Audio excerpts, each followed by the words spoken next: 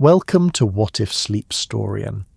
Soft-spoken tales to slow the day's thoughts and carry you toward peaceful sleep. Before we begin, tell me where in the world you're listening from tonight, and, if you wish, what's on your mind.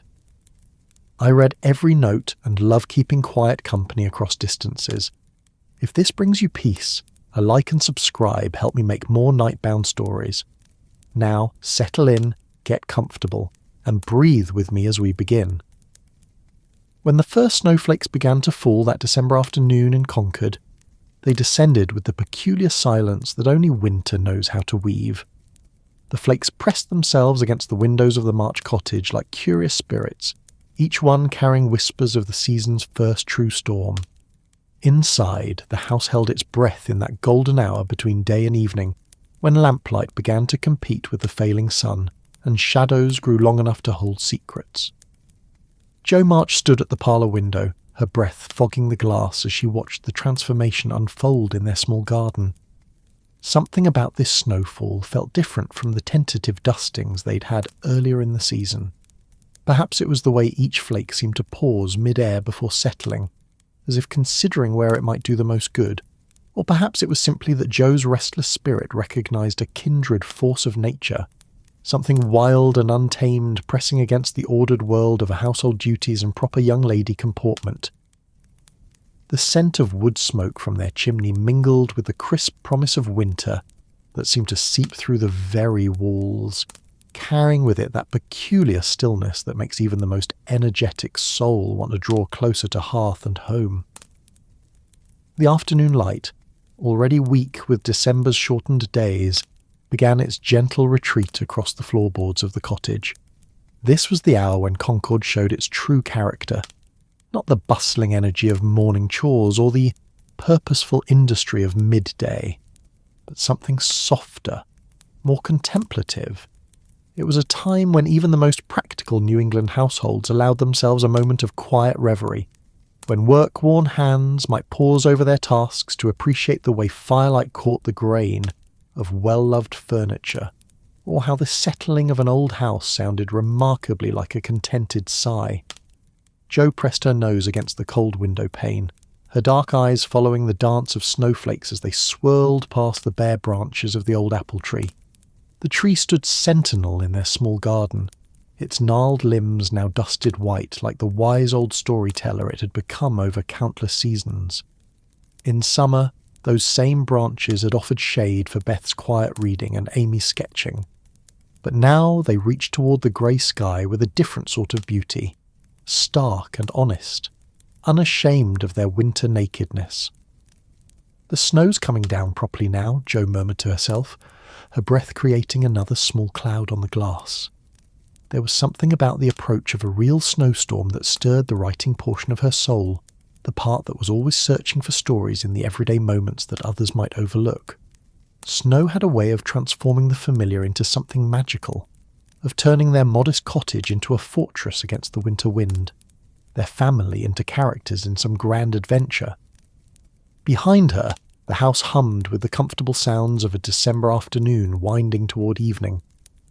Marmy's voice drifted from the kitchen where she consulted with Hannah about tomorrow's provisions, her tone carrying that particular note of gentle management that had guided the March household through countless seasons of want and plenty.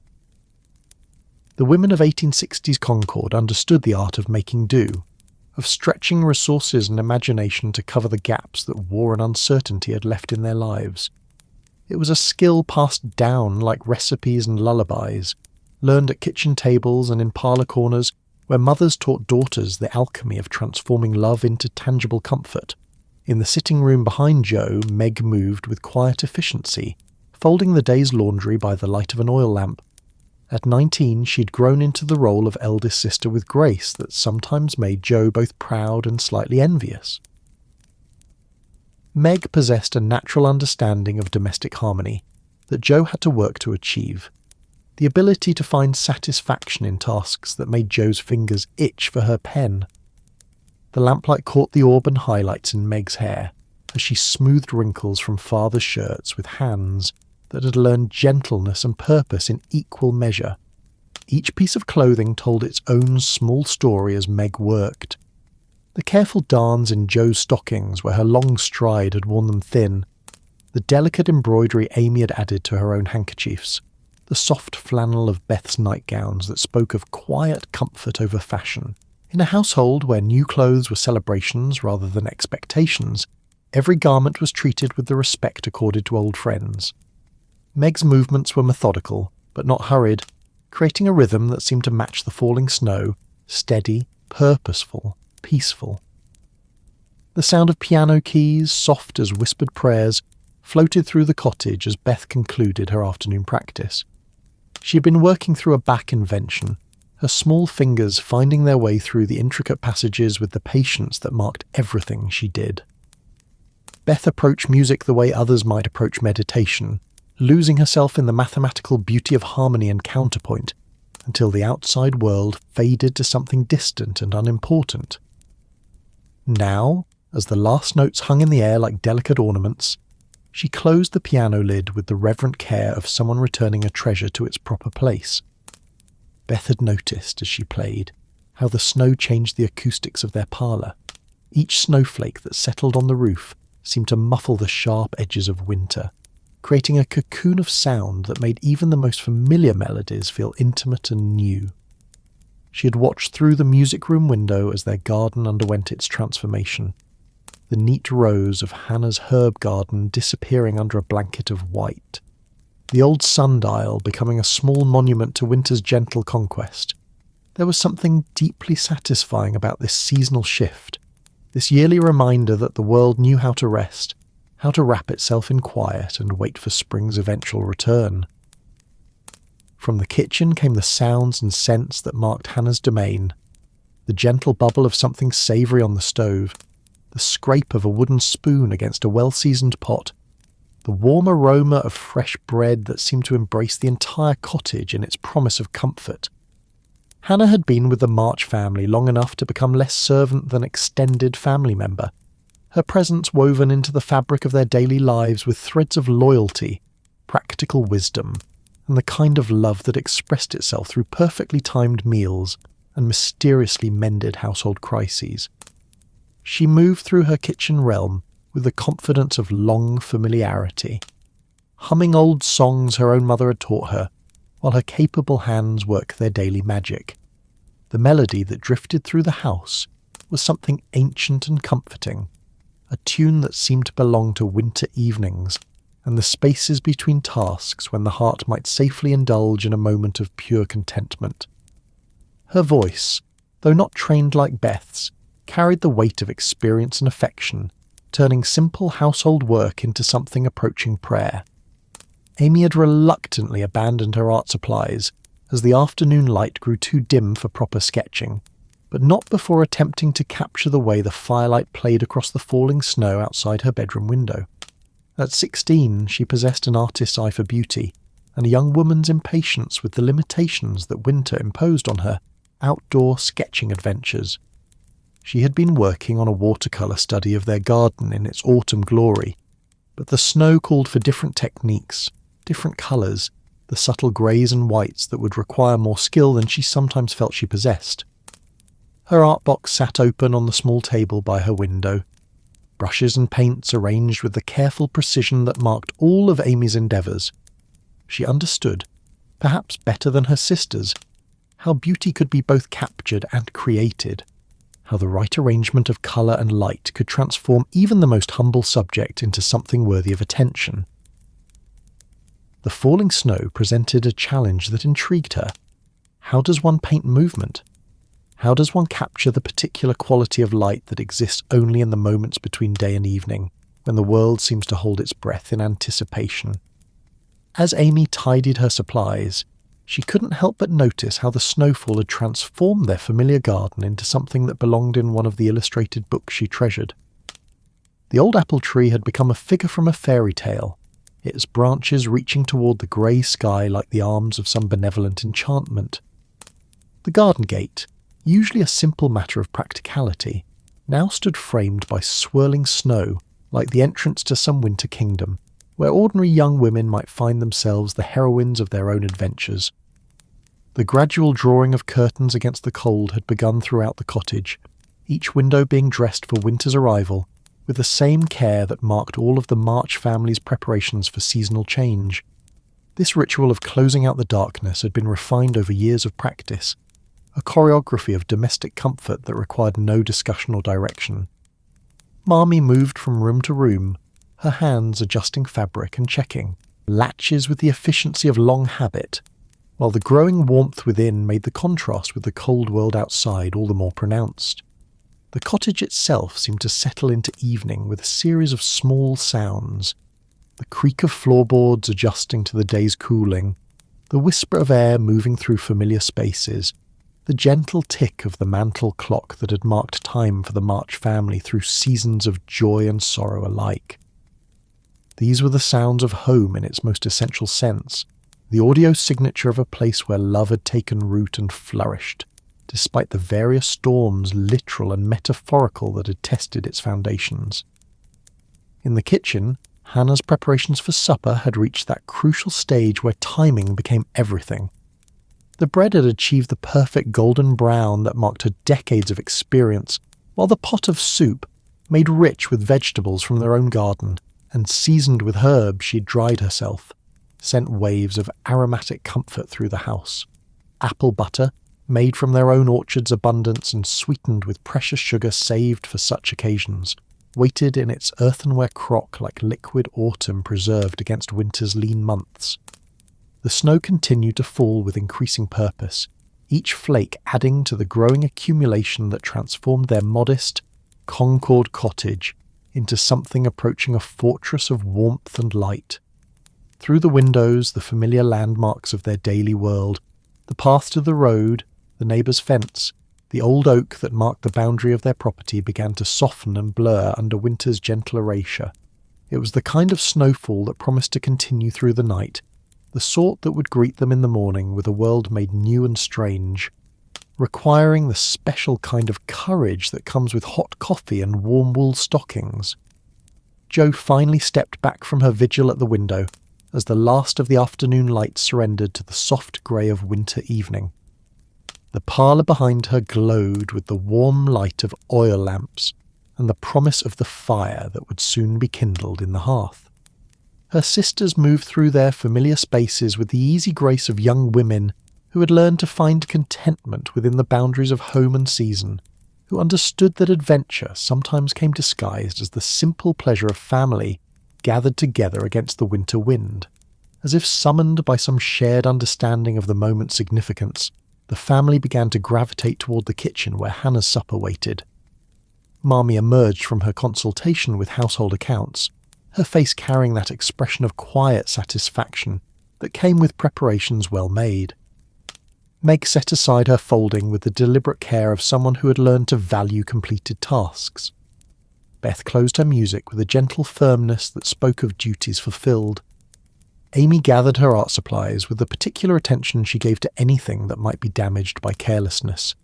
The kitchen welcomed them with warmth and the promise of shared comfort. Hannah ladled soup into bowls worn smooth by years of use, each one a small vessel of nourishment made precious by the hands that had prepared it and the love that had seasoned it. The bread, still warm from the oven, released steam that carried the scent of yeast and hope, while the apple butter waited to transform simple sustenance into something approaching celebration. "Listen to that wind beginning to pick up," Jo observed as they took their places around the familiar table. Through the kitchen windows they could see that the snow had begun to swirl with more determination, driven by gusts that rattled the shutters and made the lamplight flicker with each small assault on their cottage's defences. "I do believe we're in for a proper storm." Marmee smiled as she passed the bread, her eyes holding that particular warmth that came with the successful marshalling of household resources against winter's challenges. "Then how fortunate we are to be gathered together with warm food and a good fire waiting in the parlour," she said, her voice carrying the contentment of a woman who had learned to find wealth in the simplest blessings. As they shared their simple supper, the snow continued its patient accumulation outside their windows, and Jo felt the stirring of an idea that had been building since the first flakes began to fall. There was something about this evening, the way the storm gathered strength, the way the cottage seemed to draw them all closer together, the way the ordinary rhythms of their daily life had shifted to accommodate winter's grand entrance that called for something special, something that would mark the moment as worthy of memory. "What would you say," Joe began, as Hannah served the apple butter with the ceremonial care it deserved, "to spend this evening together in the parlour, instead of scattering to our usual separate occupations? The fire will want to end, and the storm promises to be something worth witnessing from the comfort of our own hearth." The suggestion hung in the air like the scent of Hannah's bread, warm and promising, waiting for the collective blessing that would transform an ordinary December evening into something approaching magic. Around the dancing flames that soon crackled to life in the parlour hearth, the March family arranged themselves with the easy familiarity of a ritual performed countless times, yet somehow made new by winter's fresh arrival. The fire, built up properly for an evening's companionship, cast its warm amber light across the room's beloved furnishings, each piece worn smooth by years of faithful service, polished not so much by Hannah's diligent care as by the accumulated affection of daily use.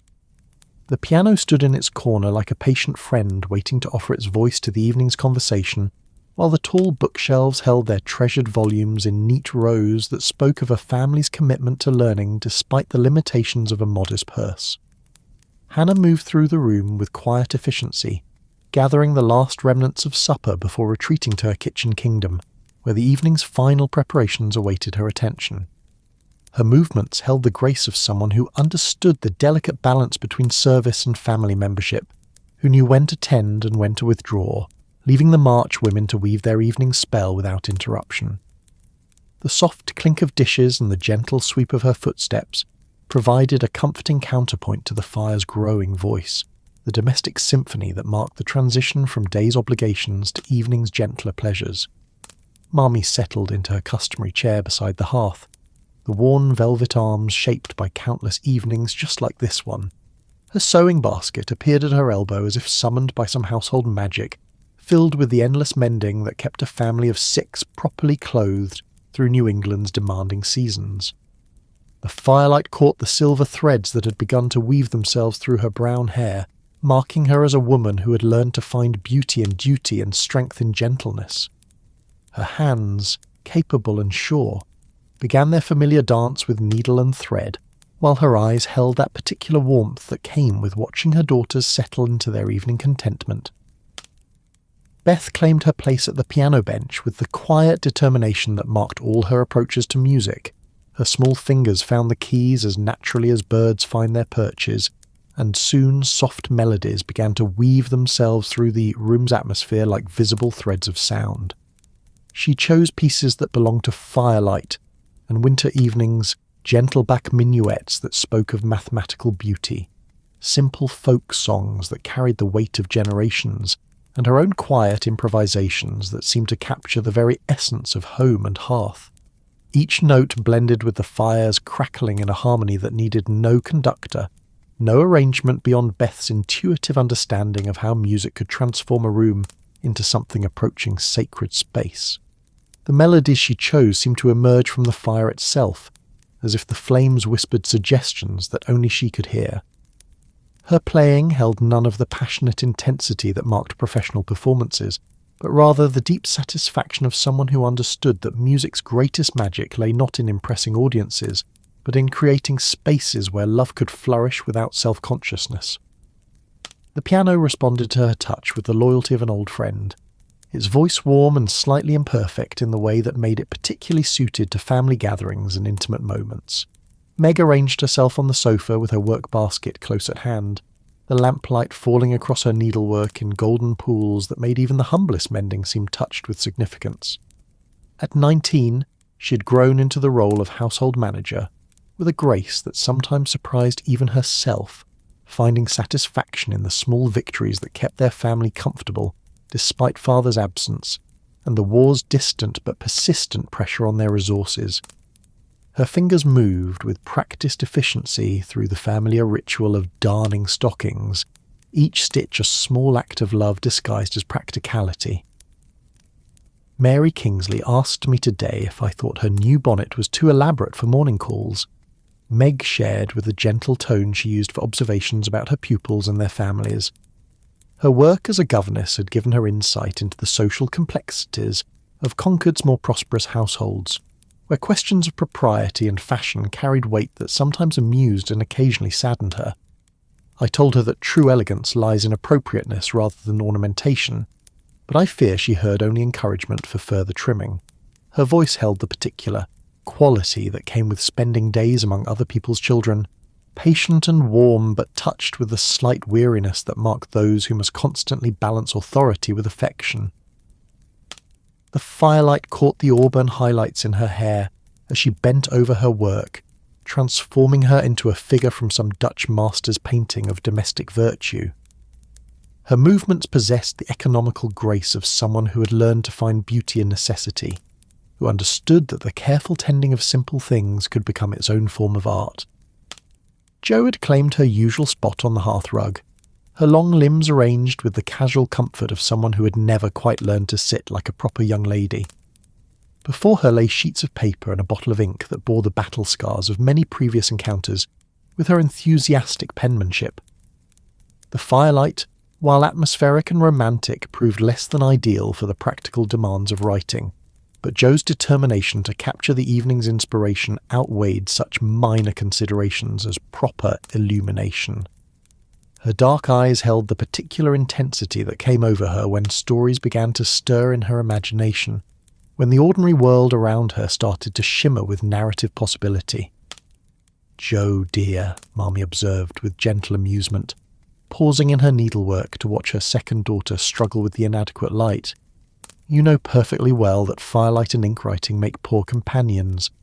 Perhaps this evening calls for planning rather than execution." Jo looked up from her papers with ink-stained fingers that bore witness to her ongoing battle with both penmanship and proper ladylike behaviour.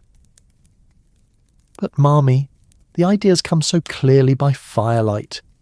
There's something about the way the flames dance that makes stories seem more possible, more real somehow. Besides," she added with the grin that could charm forgiveness from the sternest critic, "what's a little ink between friends? My fingers have been stained so long I think the ink has become part of their natural colour." Her sprawling position on the rug, papers scattered around her like autumn leaves, created a portrait of creative chaos that both delighted and occasionally exasperated her more orderly family members.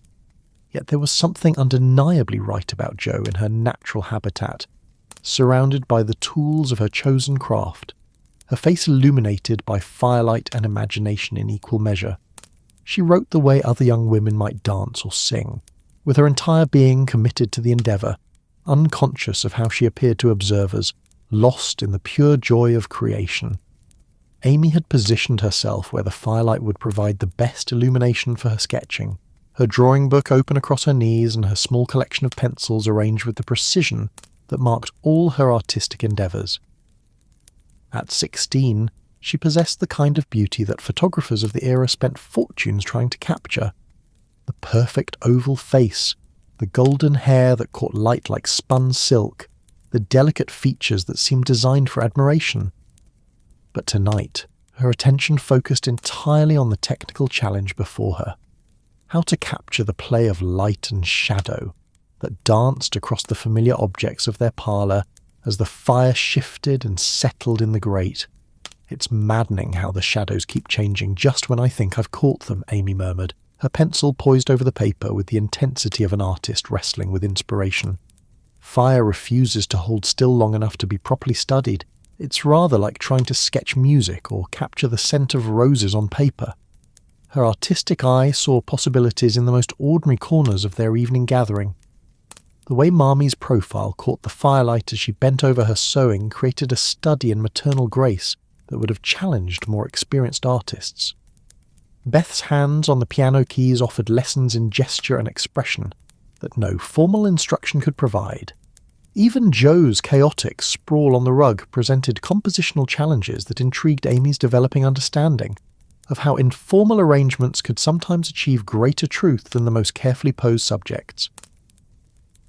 The gentle teasing that marked the March family's evening conversations began to weave itself through their individual occupations like a familiar melody. "Amy, dear," Jo observed without looking up from her ink-spotted papers, "perhaps your artistic pretensions would be better served by acknowledging that some subjects resist capture. Fire, like inspiration, prefers to remain wild and untamed, despite our best efforts to cage it in pencil marks or ink scratches," says the young woman, whose fingers appear to have been dipped in an inkwell, Amy retorted with the particular mixture of affection and exasperation that marked their sisterly exchanges. "At least my artistic endeavours don't require Hannah to scrub stains from every surface I've touched. Besides, the challenge is precisely what makes it interesting. Any ordinary person can sketch a bowl of fruit or a vase of flowers. It takes real skill to capture something that moves and changes even as you're trying to draw it." Meg glanced up from her darning with the patient expression she had perfected during years of managing her younger sister's artistic temperaments. "Perhaps we might focus less on the relative merits of our various occupations and more on simply enjoying each other's company," she suggested with the gentle authority that made her a natural peacemaker. "And Jo, do try to sit up properly. Your posture would give Aunt March apoplexy if she could see you now." The mention of their formidable relative brought a shared moment of amused understanding. Aunt March represented everything their own family had chosen not to become rigid propriety, elevated above warmth, social position valued more than genuine affection, wealth accumulated at the expense of joy. Yet she remained family, tolerated and even occasionally appreciated for the very qualities that made her so thoroughly different from Marmie's approach to life and child-rearing. Beth's music provided the perfect accompaniment to their familiar banter, her melodies shifting subtly to match the mood of their conversation. When teasing grew sharp, her playing became more playful, incorporating little musical jokes that made everyone smile without quite understanding why. When the conversation turned gentle and reflective, her choice of pieces seemed to encourage deeper thought, longer pauses, the kind of comfortable silence that allowed each family member to settle more deeply into the evening's embrace. The fire settled into its evening rhythm, the logs adjusting themselves with occasional pops and whispers that punctuated the family's conversation like a comfortable old friend adding commentary to their gathering. The flames had reached that perfect stage of maturity where they provided steady light and warmth without requiring constant attention, allowing everyone to forget the mechanics of fire tending and focus entirely on the magic of shared time and space. Outside, the snow continued its patient accumulation, visible through the windows as a gentle curtain that seemed to separate their small circle of light and warmth from the larger world's concerns. The wind had picked up as Jo had predicted, rattling the shutters occasionally and making the lamplight flicker with each gust. But rather than creating anxiety, these sounds only emphasized the security and comfort of their indoor gathering. There was something deeply satisfying about being warm and safe, while winter demonstrated its power just beyond their walls. Memory began to stir in the room like another presence, summoned perhaps by the familiar arrangement of family members around the hearth, the particular quality of firelight that made even the most ordinary moments seem touched with significance. Each sister found herself remembering other winter evenings, other fires, other times when this same circle of faces had gathered to share the simple miracle of being together while the world outside grew cold and dark. "Do you remember?" Beth said softly, during a pause in her playing, her voice barely louder than the fire's whisper. "The winter when Father was first called away, and we thought we might not be able to keep the house warm enough. Marmie had us all sleep in the parlour for a week, and we told stories every night until we fell asleep by the dying embers." The memory hung in the air with the weight of shared experience, bringing with it the complex emotions that marked their family's journey through war and uncertainty. That particular winter had been one of their most difficult, when Father's absence was still new and frightening, when the reality of managing on reduced resources had not yet become the familiar challenge it was now. Yet even in the midst of hardship, they had discovered resources of resilience and imagination that had carried them through not only that winter, but many challenges since. "I wrote my first real story that week," Jo added, her voice soft with remembering. about a family of bears who lived in a cave and kept each other warm through the worst blizzard anyone could remember. I thought I was terribly clever, disguising us as bears so no one would know I was writing about our own family, and Amy drew pictures to go with it. Meg continued, her needle pausing in its work as the memory took shape more completely. Little sketches of bears gathered around their fire, looking remarkably like the March sisters, if bears could wear nightgowns and braid their fur. Amy blushed prettily in the firelight, partly from pleasure at the memory and partly from embarrassment at her younger self's artistic limitations. Those drawings were dreadful, she protested, but her voice held affection rather than true mortification. I hadn't learned anything about proportion or perspective. The bears looked more like oddly shaped puppies wearing dresses. They were perfect, Marmee said firmly, her voice carrying the authority that came with love rather than position. They captured exactly what needed capturing, the way a family can transform even the most difficult circumstances into something bearable, even beautiful, through the simple act of staying together and caring for one another.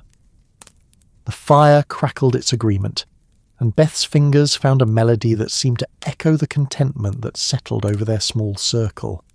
The evening had reached that magical point where individual activities began to merge into something larger, where the boundaries between separate occupations dissolved in favour of shared presence.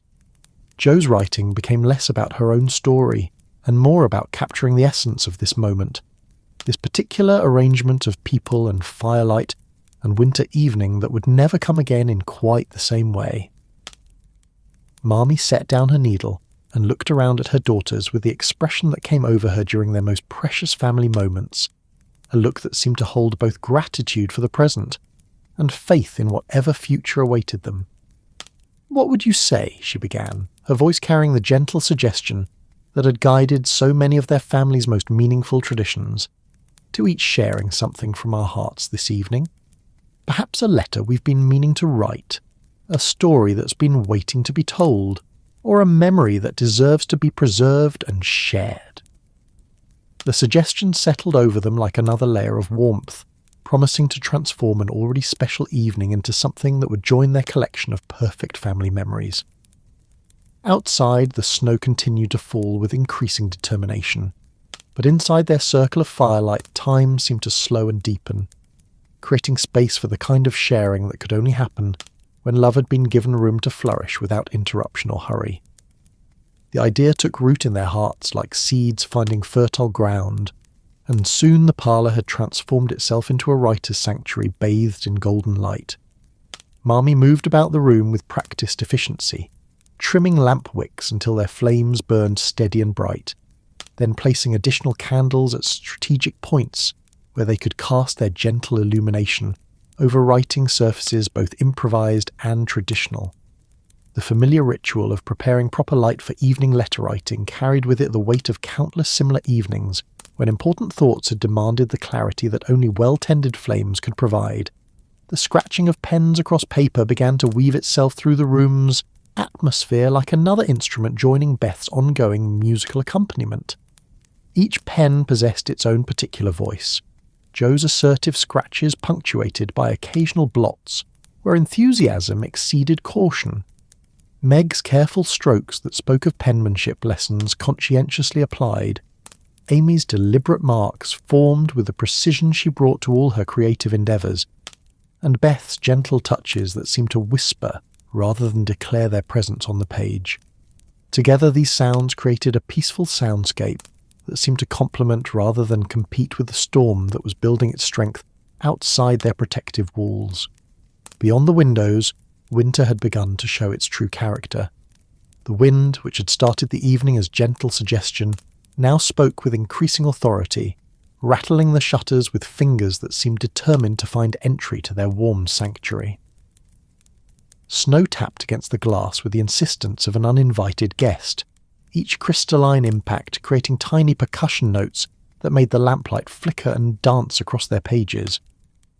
Rather than disturbing their concentration, these sounds of storm and season seemed to wrap around their small circle of light and purpose, making their gathering feel even more precious and protected against the wild world beyond their threshold. Jo claimed the small writing desk that usually served for household correspondence, her long limbs folding themselves around its modest dimensions, with the determination of someone who had learned to make any surface serve her creative needs. Her letter, addressed to her publisher in Boston, began with the characteristic enthusiasm that marked all her professional communications, though her handwriting bore witness to the ongoing battle between inspiration and penmanship that had plagued her since childhood. Dear Mr. Dashwood, she began, her pen moving with the rapid strokes of someone whose thoughts outpaced her ability to capture them on paper. I write to you on an evening that feels touched with the very essence of story, when winter has wrapped our small corner of Concord in the kind of atmospheric embrace that seems designed to inspire tales of family warmth and seasonal magic. The storm outside our windows speaks of adventure and challenge, while the fire within reminds us of the eternal human need for shelter, both physical and emotional, that might serve as the foundation for a compelling narrative. Her letter continued in this vein, describing the story idea that had been taking shape throughout their evening gathering, a tale of sisters who discover that their deepest adventures come not from seeking distant excitement, but from learning to find magic in their own hearth and home. She wrote of characters who would remind readers that heroism sometimes wears the disguise of daily kindness, that quests might be pursued in parlours as readily as in foreign lands, that the most profound transformations often occur not through dramatic external events, but through the quiet accumulation of shared moments and mutual understanding. The ink blots that periodically appeared on her pages served as small monuments to her passion for the work, evidence of a writer who cared more about capturing ideas than maintaining pristine presentation. Each blot told its own small story, the moment when excitement overcame caution, when the perfect phrase demanded immediate capture regardless of the pen's readiness to cooperate, when inspiration struck with such force that practical considerations simply fell away in favour of creative urgency. Meg had arranged herself at the small round table that usually held Marmy's sewing basket, her writing materials spread before her with the orderly precision that marked all her undertakings.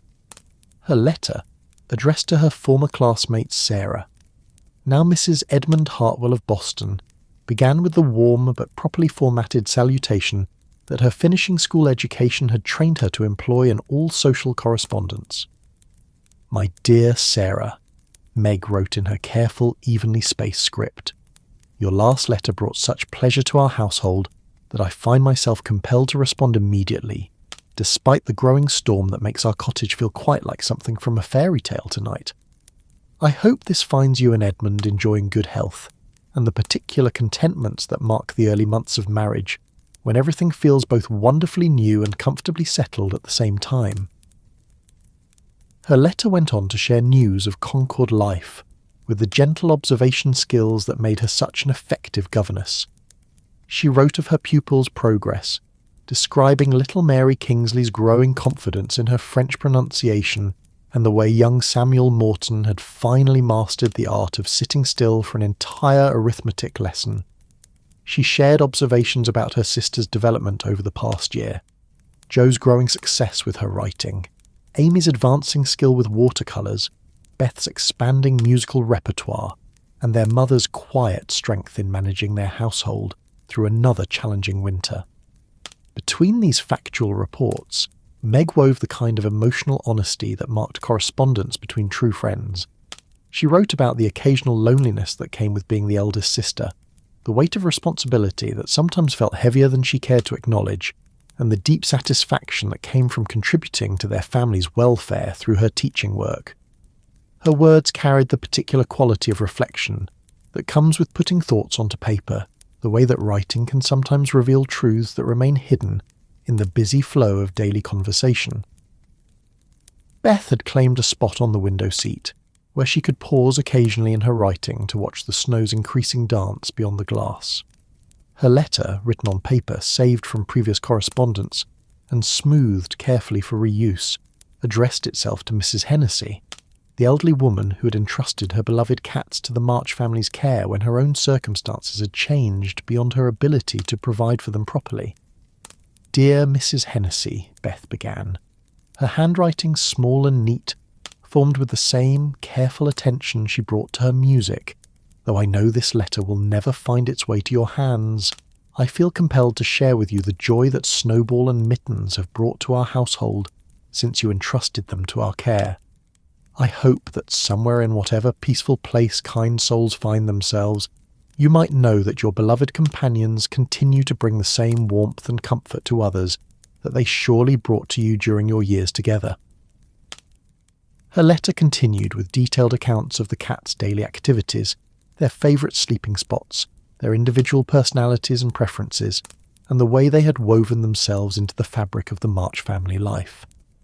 She wrote about Snowball's habit of sleeping on Beth's music books, as if absorbing melodies through osmosis, and Mitten's uncanny ability to appear whenever anyone in the household felt particularly sad or lonely. These small observations, recorded with loving precision, created a portrait of animal companionship that spoke to Beth's particular gift for recognizing the profound significance of seemingly simple relationships. The letter served a dual purpose, Beth knew.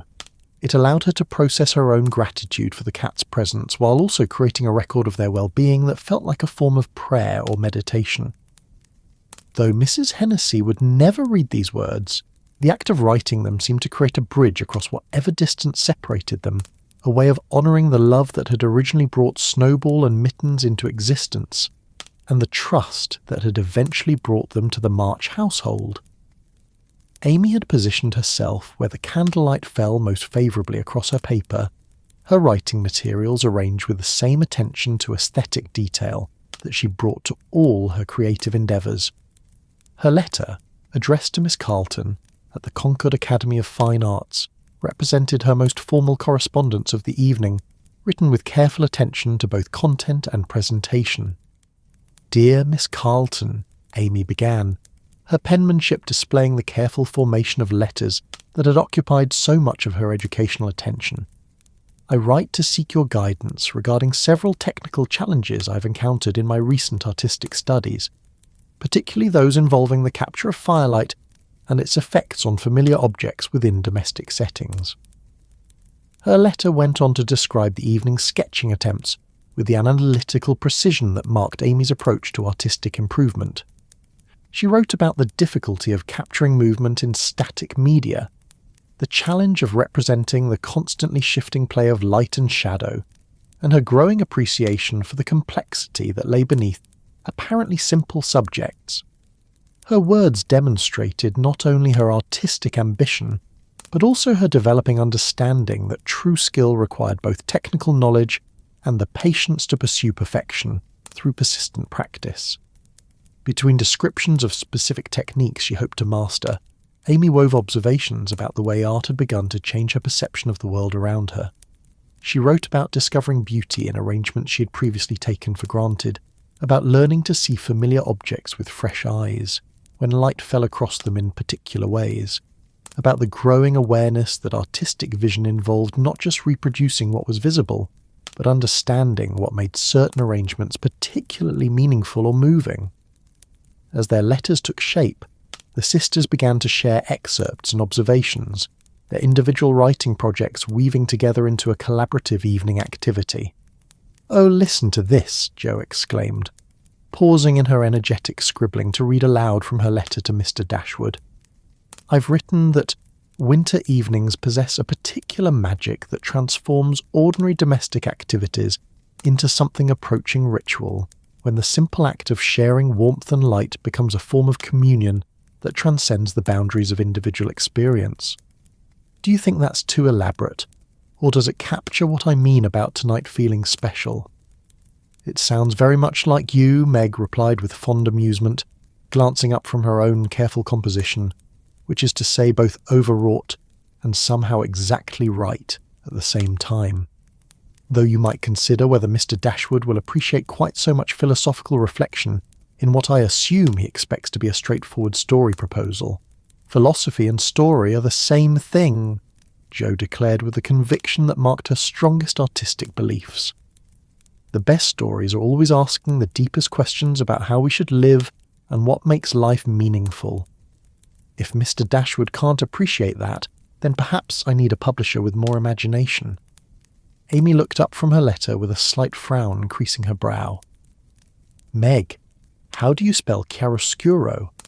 I'm trying to describe the way candlelight creates those dramatic contrasts between light and shadow, but I want to use the proper artistic term.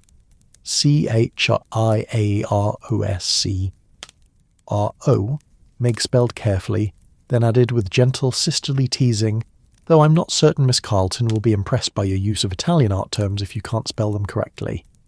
Perhaps light and shadow would serve just as well, and with less risk of embarrassment. But chiaroscuro means something more specific than just light and shadow, Amy protested with the earnestness that marked her approach to artistic education. It refers to the dramatic interplay between them, the way certain masters like Rembrandt use strong contrasts to create emotional effects that ordinary lighting couldn't achieve. Using the precise term shows that I understand the technical concepts, not just the general appearance. Beth paused in her writing to ask quietly, "Do you think Mrs. Hennessy would have enjoyed evenings like this? I remember her telling me about the winter nights when she and her cats would sit by her fire, and she would read aloud while they kept her company. I hope she knows they're still enjoying that same sort of peaceful contentment." The question brought a moment of gentle reflection to their small circle, each sister considering the ways that love and care could persist beyond physical presence, how the gifts we give to others, whether cats or kindness or simply attention, might continue to create warmth long after we ourselves have passed from the immediate scene. It was the sort of observation that Beth specialised in, the ability to find profound connection in simple circumstances, to recognise the threads that bound all experiences of comfort and companionship into something larger than any individual moment.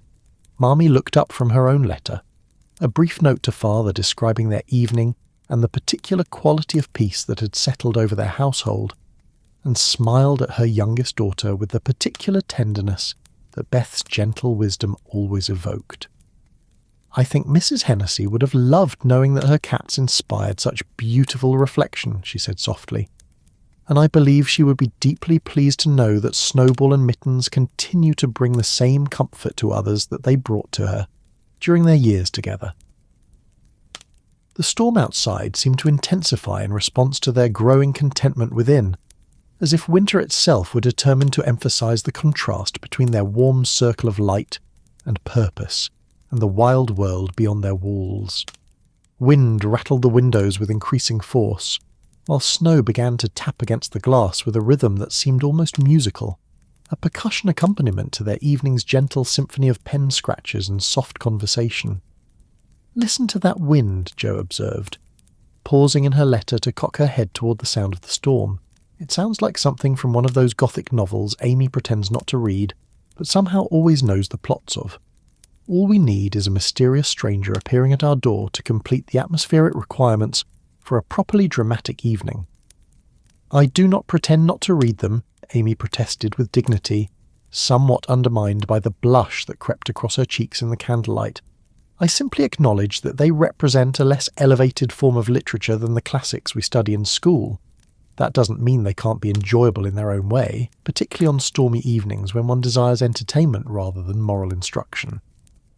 As if summoned by their conversation about the storm's dramatic potential, a particularly strong gust of wind chose that moment to rattle every window in the cottage simultaneously, making the candle flames dance and sending shadows leaping across their pages like living things.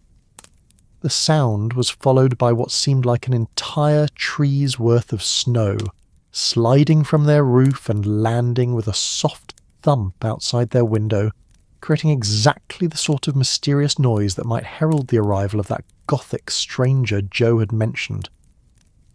But instead of supernatural visitors, the sound simply reminded them of their blessed isolation from the storm's efforts, the way their small cottage continued to provide sanctuary, while winter demonstrated its power just beyond their threshold. The contrast made their gathering feel even more precious, their shared warmth and purpose a small but significant victory against the season's challenges. Amy, who had been organising her completed letter with characteristic attention to proper folding and addressing, suddenly paused as she reached for a book to serve as a writing surface for her envelope. "What's this?" she murmured, extracting a folded paper that had apparently been tucked between the pages of Pilgrim's Progress. The paper bore their father's familiar handwriting across its exterior, with words that made them all freeze in sudden anticipation. For my dear girls, to be opened on a snowy evening when you're all together. The letter lay in Amy's hands like a small miracle, its presence both completely unexpected and somehow perfectly timed for this particular evening's magic. How long had it been hidden there, waiting for exactly this moment, this combination of snow and togetherness, and the particular quality of family contentment that their evening had achieved? The discovery felt like the final piece of some puzzle they hadn't realised they were solving, the perfect conclusion to an evening that had already felt touched with unusual significance.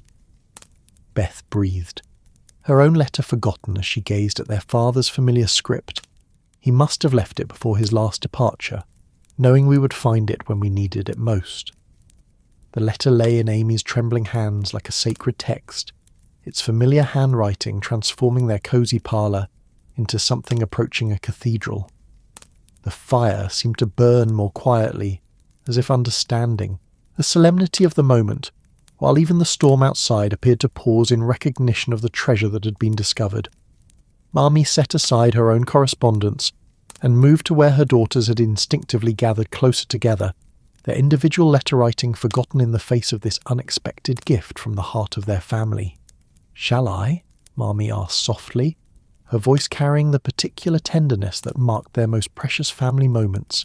Her fingers, so steady with needle and thread, trembled slightly as she accepted the letter from Amy's hands. The paper felt warm, as if it had absorbed something essential from its long hiding place among the pages of Bunyan's great allegory, as if the very words about Christian's journey toward the celestial city had somehow blessed this more intimate pilgrimage toward understanding and connection. The wax seal that held the letter closed bore the simple impression of their father's signet ring, the same mark that had graced important documents and love letters throughout their parents' marriage. As Marmee carefully broke the seal, the small sound seemed to echo through the room with unusual significance, marking the transition from anticipation to revelation, from wondering to knowing what love looked like when captured in ink and preserved against time's erosion. "My dearest daughters," Marmee read, her voice settling into the rhythm that had carried so many bedtime stories and important conversations through the years. "If you are reading this letter, then winter has provided you with one of those perfect evenings when home feels most like itself, when snow falls softly beyond your windows while firelight transforms familiar faces into something approaching angelic, when the simple act of being together becomes a form of prayer more eloquent than any words spoken in churches." The opening lines established the tone that would carry throughout the letter. Father's distinctive voice, warm with affection, and touched with the gentle humour that made even his most serious observations feel like conversations rather than lectures. He had always possessed the gift of speaking to his family as if they were his dearest friends, treating their intelligence with respect, while acknowledging the deep bonds of love that made honest communication possible, even about difficult or emotional subjects.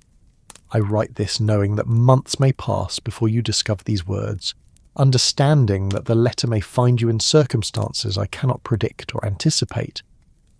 Yet I trust in the rhythm of seasons and the constancy of family love to bring this small gift to you at precisely the moment when it might do the most good, when my physical absence feels heaviest, and my spiritual presence might provide the comfort that distance and duty have prevented me from offering in person.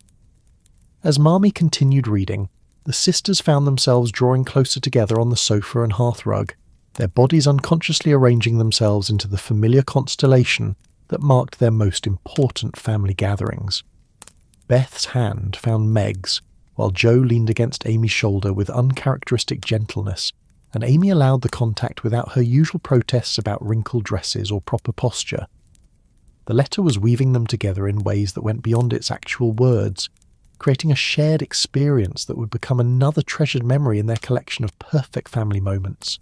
To my Jo, whose passionate heart burns as brightly as the fire that illuminates these words, Father's letter continued, and Jo felt tears spring to her eyes before she could prevent them. Your gift for storytelling grows stronger with each letter you send to me, each tale more skillfully crafted than the last. But remember, my dear girl, that the greatest stories are built not from grand gestures but from careful attention to the small truths that make characters feel real to those who encounter them. Patience with your craft will serve you better than impatience with your progress, and the discipline to revise and improve will ultimately matter more than the inspiration that creates first drafts. Jo wiped her eyes with the back of her ink-stained hand, leaving small smudges that somehow seemed appropriate to the moment. Father's words contained exactly the encouragement she needed to hear, balanced with the gentle guidance that helped her understand writing as a craft requiring development, rather than merely a talent demanding expression. His faith in her abilities felt like solid ground beneath her sometimes shaky confidence, while his practical advice reminded her that even the most natural gifts required cultivation and patience to reach their full flowering.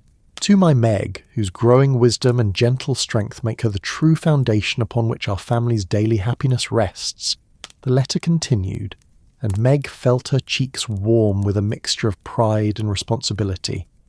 You have grown from a sweet child into a young woman whose maturity shines not in dramatic moments, but in the countless small acts of love and care that keep our household running smoothly, even in my absence. Your ability to balance authority with affection, duty with joy, marks you as someone who understands that true leadership comes from service rather than command. Meg's tears fell silently onto her folded hands as Father's recognition of her contribution settled into her heart. So often she felt caught between childhood and adulthood, uncertain whether she was truly helping or simply playing at being grown up. His words confirmed that her efforts mattered, that the daily tasks she performed with increasing skill actually contributed something essential to their family's well-being. The validation felt like a gift she hadn't known she needed until it arrived. To my Beth, whose quiet presence brings more peace to our home than any amount of noise or activity could achieve, Father wrote, and Beth's shy smile seemed to illuminate her entire face. Your music creates spaces where our hearts can rest, where the day's anxieties dissolve in harmonies that speak more eloquently than words of comfort and hope. Never doubt that gentleness is its own form of strength, that the ability to create beauty and tranquility represents a power that the world desperately needs but rarely recognizes until it is absent. Beth pressed her hand to her heart as if trying to hold Father's words there permanently. She had always worried that her quiet nature made her less valuable to the family than her more dramatic and accomplished sisters, but Father's letter revealed that he saw her contributions not as less significant but as differently essential. His recognition of music's power to heal and comfort validated not only her chosen occupation, but her entire approach to life, the belief that small acts of beauty could have profound effects on those who experienced them, and to my Amy, whose artistic eye sees beauty where others see only the ordinary, whose determination to improve and grow marks her as someone who will achieve great things through the marriage of talent and effort. The letter concluded its individual addresses. Remember as you develop your skills that true artistry lies not in impressing others with technical facility, but in learning to see the world with such clarity and compassion that your work helps others see it more clearly as well. External beauty fades, but the beauty that comes from a generous heart and an observant spirit only grows stronger with time. Amy felt her artistic ambitions expand and deepen as Father's words settled into her understanding. His vision of art as service rather than self-expression challenged her to think beyond her own desires for recognition and success, to consider how her developing skills might contribute to something larger than personal achievement. The idea that true beauty came from character, rather than appearance, felt both challenging and liberating, offering her a standard of excellence that would remain meaningful long after youth and fashion had passed away. The letter's conclusion addressed them collectively, weaving their individual gifts into a vision of family harmony that made each sister understand her essential role in their shared life.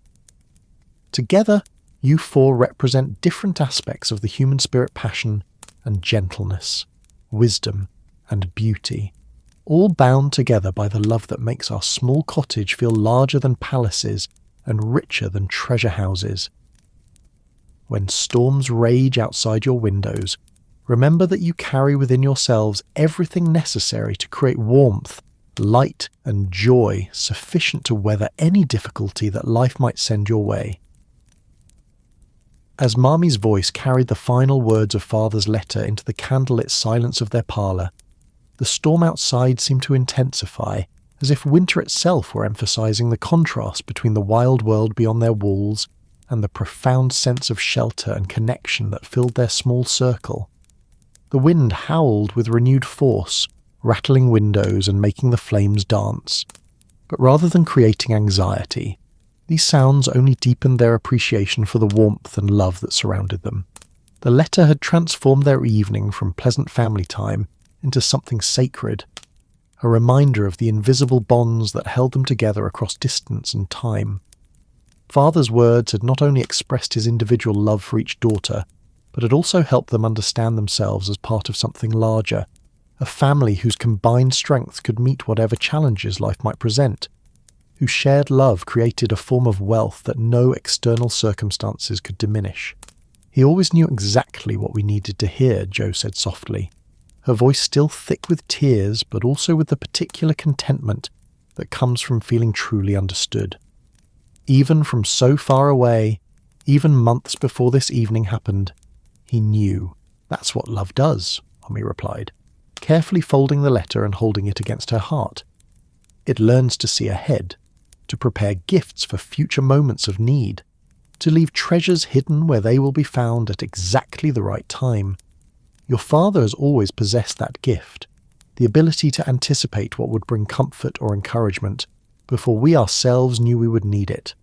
The mention of Father's special gifts opened a floodgate of memory that seemed to have been waiting for exactly this invitation. Each sister found herself remembering particular moments when Father's love had taken forms that went beyond ordinary parental affection, times when his understanding and care had created experiences that still glowed in memory's treasure house. "Do you remember?" Meg began, her voice soft with the particular quality that marked their most cherished family stories. "The winter when I was 8 and came down with that terrible fever. Father sat beside my bed for 3 days straight, telling me the most wonderful stories about a princess who lived in a castle made entirely of ice, but who was never cold because her heart was so warm that it heated every room she entered." The memory seemed to shimmer in the candlelight as Meg continued, her words painting pictures of Father's patient vigil, his inexhaustible imagination creating tales specifically designed to comfort a sick child who feared the cold and darkness that seemed to press against her bedroom windows. He never ran out of stories, never seemed tired of sitting there, never made me feel like I was being a burden by needing so much attention. Each tale was different, but they all ended the same way, with the Ice Princess discovering that love was the most powerful magic of all, strong enough to melt any winter that threatened those she cared about. Jo's contribution followed naturally, her own treasured memory rising to meet Meg's like harmony joining melody. "I think my favourite memory is from when I first decided I wanted to be a writer, and I was so discouraged because everything I tried to write seemed clumsy and childish compared to the books I loved. Father found me crying over a story that I'd crumpled up and thrown away, and instead of telling me it was good when it wasn't, he sat down and helped me understand why it didn't work and how I might make it better." Her voice grew stronger as the memory took fuller shape, bringing back not only the specifics of that long ago afternoon, but also the feeling of being taken seriously as an aspiring artist, rather than dismissed as a child playing at grown-up activities.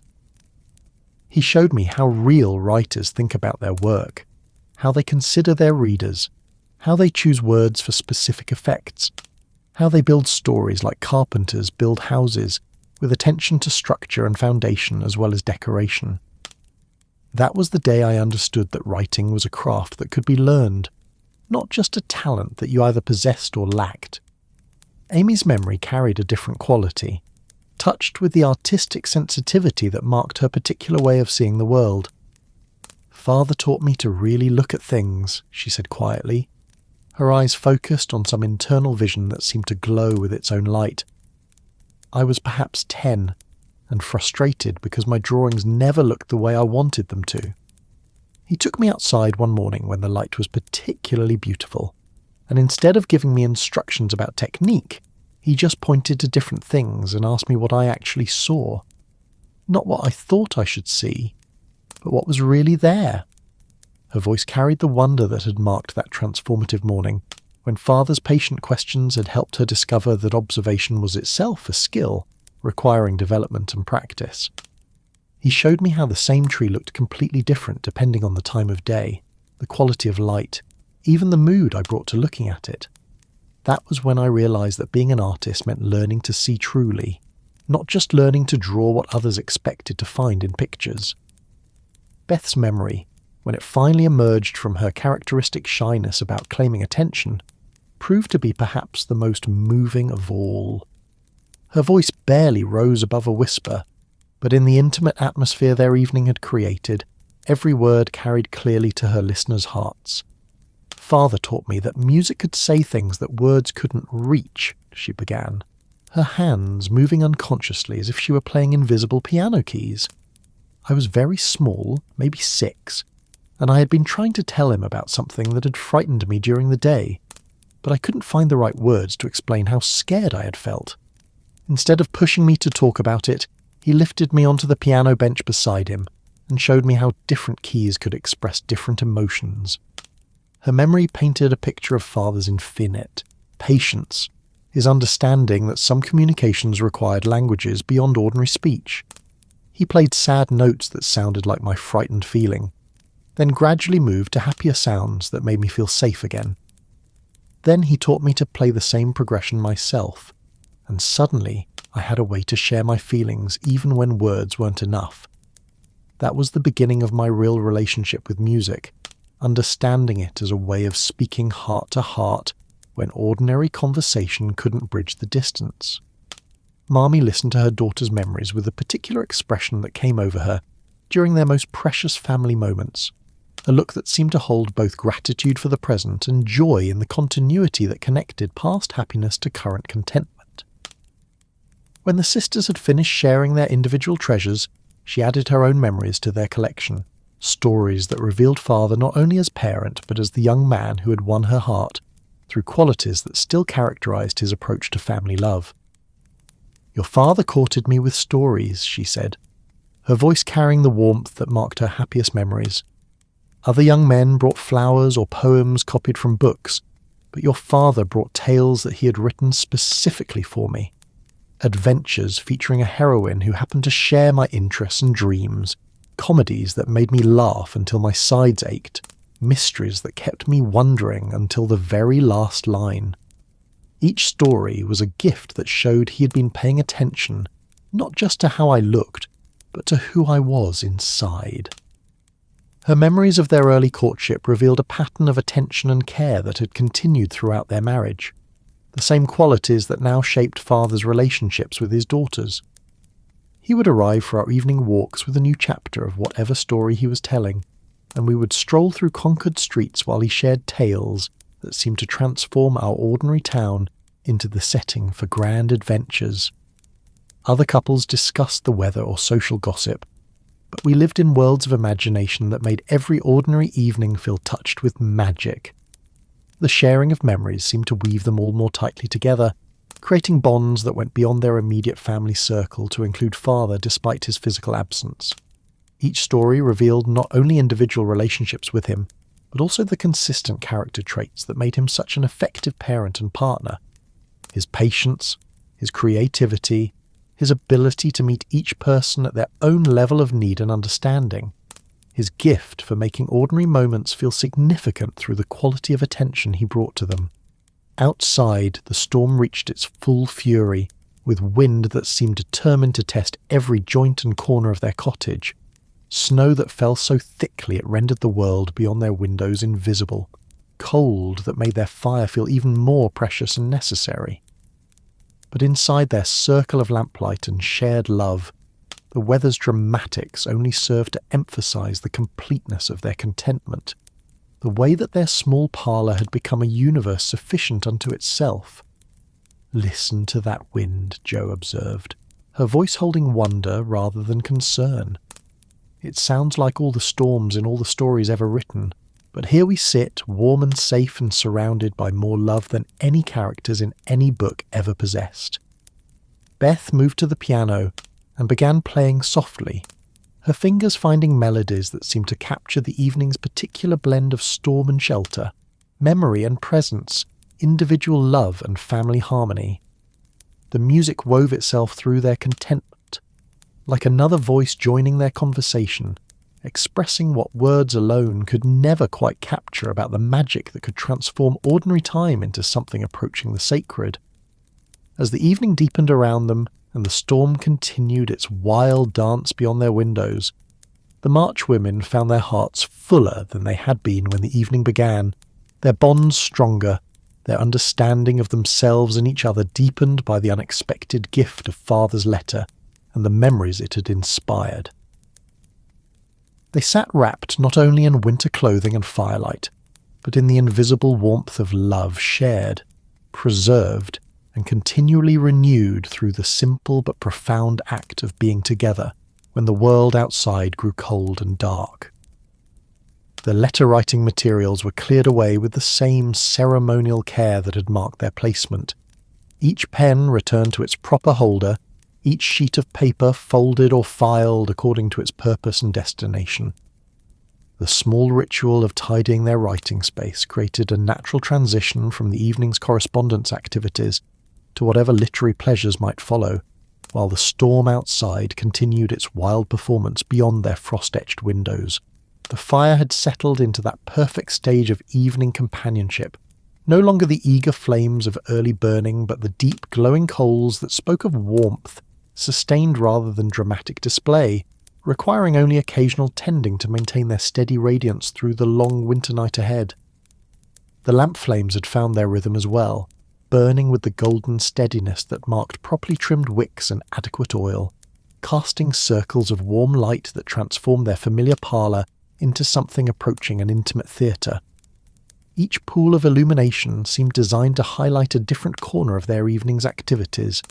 Marmie's chair bathed in gentle radiance, the piano bench where Beth's music lived, the hearth rug where Jo preferred to arrange her writing chaos, the small table where Amy could spread her artistic materials with proper attention to both aesthetics and function. "Shall we turn to our books?" Marmie suggested, her voice carrying the particular quality of satisfaction that came with one pleasant activity naturally leading to another. The evening seems designed for sharing favourite passages, and Father's letter has put me in mind of all the times he read to us during winter evenings just like this one. The suggestion awakened immediate enthusiasm, each sister already considering which beloved volume might contribute most effectively to their evening's literary feast. Their small library, assembled over years of careful selection and occasional splurges when household resources allowed for such luxuries, contained treasures that had been read and reread, until certain passages had achieved the status of family scripture, lines that could be quoted to provide comfort during difficult moments, scenes that had become touchstones for their understanding of courage, love, and moral beauty. Meg rose first to examine their bookshelves, her teacher's eye automatically assessing which selections might provide both entertainment and the subtle moral instruction that marked the best family reading. Her fingers traced along familiar spines until they settled on their well-worn copy of David Copperfield, its binding softened by countless readings, but its pages still crisp enough to provide clear text for evening recitation. "I thought I might read from Dickens," Meg announced, settling back into her chair with the book cradled in her lap like a familiar friend. The Christmas dinner scene, where David describes the warmth and fellowship that can transform even the humblest meal into something magical. It seems appropriate for an evening when our own simple pleasures have felt touched with unusual significance. Her choice reflected both her literary preferences and her particular gift for bringing characters to life through careful attention to voice and pacing. Years of reading aloud to her pupils had refined Meg's natural abilities, until she could inhabit different personalities with subtle shifts of tone and rhythm, making each character feel distinct and real without resorting to exaggerated theatrical effects that might disturb the evening's gentle atmosphere. As Meg began to read, her voice took on the warm cadences that had made her such an effective teacher, each sentence flowing into the next with the smooth inevitability of a well-conducted symphony. She became young David Copperfield, sharing his memories of childhood Christmases, then transformed into the kindly Peggotty describing her preparations for holiday celebration, then shifted again to capture the boisterous good humour of the various guests who filled that fictional parlour with laughter and fellowship. It was a great pudding, Meg read, her voice rich with the satisfaction that Dickens had built into his description of simple pleasures elevated by love and gratitude and a greater success. Mrs. Cratchit left the room alone, too nervous to bear witnesses, to take it up and bring it in. Suppose it should not be done enough. Suppose it should break when it turns out. Suppose somebody should have got over the wall of the backyard and stolen it, while they were merry with the goose, a supposition at which the two young Cratchits became livid. The familiar words seemed to warm their parlour even beyond what the fire could achieve, bringing with them the particular comfort that comes from revisiting beloved passages that have become part of a family's shared vocabulary. Dickens's ability to find profound meaning in domestic scenes, to recognise the sacred nature of ordinary families gathered around simple meals, spoke directly to their own evening's experience of discovering magic in familiar circumstances. Jo listened to Meg's reading with the particular attention that one writer pays to another's craft, admiring Dickens' ability to create atmosphere and emotion through careful selection of detail and rhythm.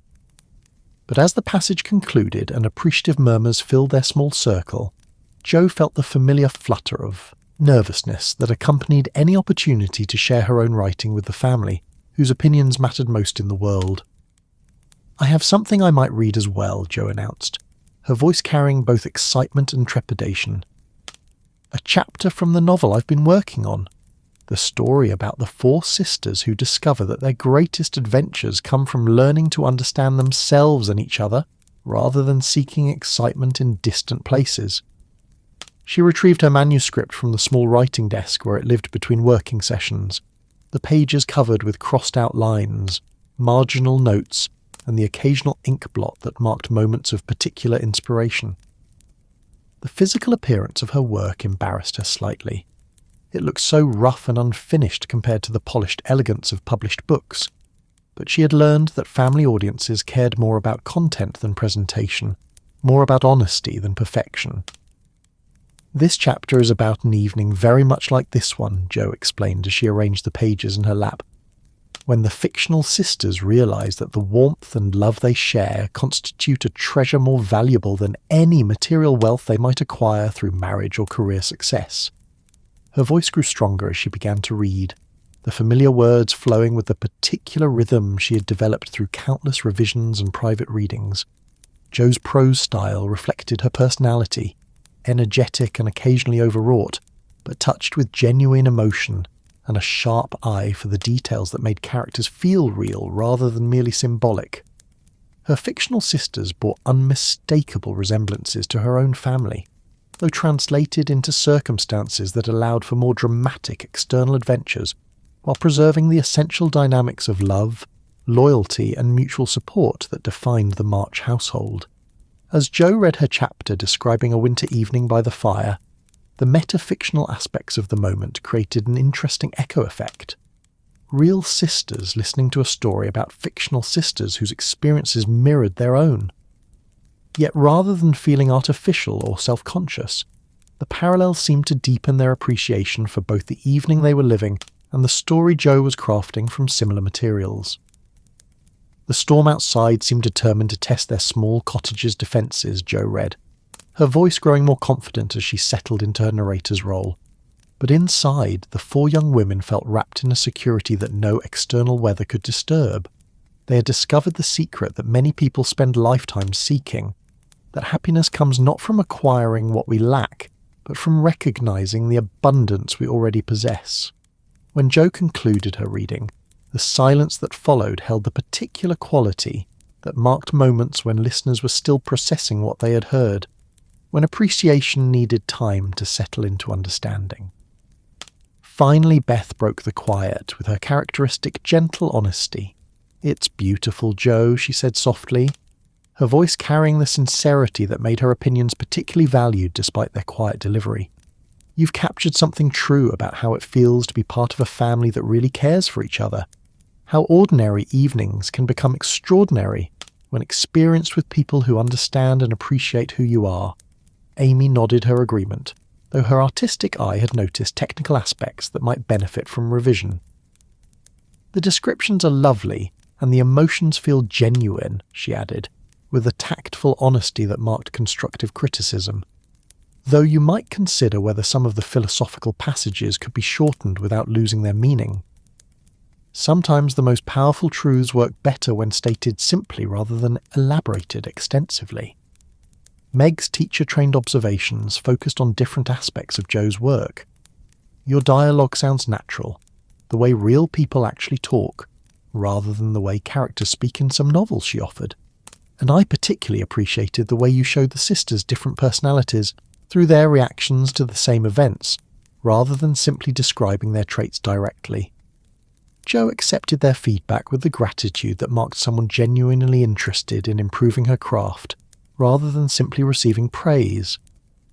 Family criticism carried special weight because it came from readers who knew her well enough to recognize when her writing succeeded in capturing real emotions and relationships, while caring enough about her success to offer honest, rather than merely flattering responses. Beth's contribution to their literary evening required more encouragement than the others, her natural shyness making public recitation challenging, despite her comfort with musical performance. But when she finally gathered courage to share a poem she had memorized from their collection of verse, her soft voice proved perfectly suited to the simple beauty of the words she had chosen. "It's just a small poem about winter," she explained apologetically before beginning, "but it says something I've been feeling all evening about how the cold season makes us appreciate warmth and togetherness in ways we might take for granted during easier times of year." Her recitation barely rose above a whisper, yet in the intimate atmosphere their evening had created, every word carried clearly to her listeners' hearts. The poem she had selected spoke of snow as nature's way of encouraging humans to draw closer together, of winter storms as reminders that our strongest shelter comes not from buildings, but from the love we share with those who truly know and care for us. Beth's delivery held none of the dramatic flair that might have marked a more theatrical performance, but her genuine feeling for the words transformed simple verses into something approaching prayer. Her voice carried the particular quality that came with deep personal connection to the material, the sound of someone sharing not just memorized text, but heartfelt belief in the truth those words expressed. Amy's dramatic reading from Shakespeare provided a delightful contrast to Beth's gentle recitation, her theatrical gestures and carefully modulated voice, creating a performance that was both genuinely impressive and slightly amusing in its earnest ambition. She'd chosen Portia's speech from The Merchant of Venice about the quality of mercy, a passage that allowed her to display both her memorization skills and her understanding of the moral complexities that made Shakespeare's work timeless. "The quality of mercy is not strained," Amy began, her voice taking on the formal cadences she associated with serious dramatic performance. "It droppeth as the gentle rain from heaven upon the place beneath. It is twice blessed. It blesseth him that gives and him that takes." Her gestures, while perhaps more elaborate than necessary for their intimate family audience, showed genuine study of theatrical technique and a sincere appreciation for the beauty of Shakespeare's language. Amy approached the speech with the same serious attention she brought to her artistic studies, understanding that great literature, like great art, required not just natural talent but careful attention to technique and presentation. The sight of 16-year-old Amy delivering Portia's mature reflections on justice and forgiveness with such earnest dignity created a charming blend of youthful ambition and genuine artistic instinct that made her family smile with affection rather than amusement. Her dramatic aspirations deserved respect, even when her execution exceeded her experience, particularly when her choices revealed thoughtful engagement with literature's most profound themes. Marmie's contribution to their evening of readings carried the particular authority that came with years of experience finding comfort and guidance in well-chosen words. She selected a psalm that spoke to gratitude and family unity, her voice carrying the wisdom of someone who had learned to find strength in faith during both joyful and difficult times. "Behold, how good and how pleasant it is for brethren to dwell together in unity," Marmie read, her voice warm with the conviction that came from lived experience of the truth those ancient words expressed. "It is like the precious ointment upon the head, that ran down upon the beard, even Aaron's beard, that went down to the skirts of his garments."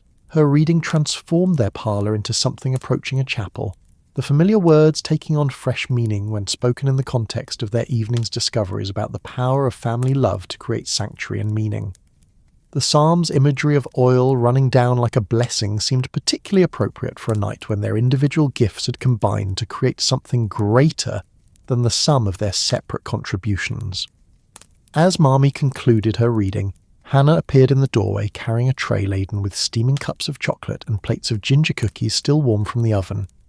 Her timing, as always, proved perfect, arriving at exactly the moment when refreshment would enhance rather than interrupt their evening's flow, when the comfort of warm food and drink would complement rather than compete with the nourishment they had been finding in shared literature.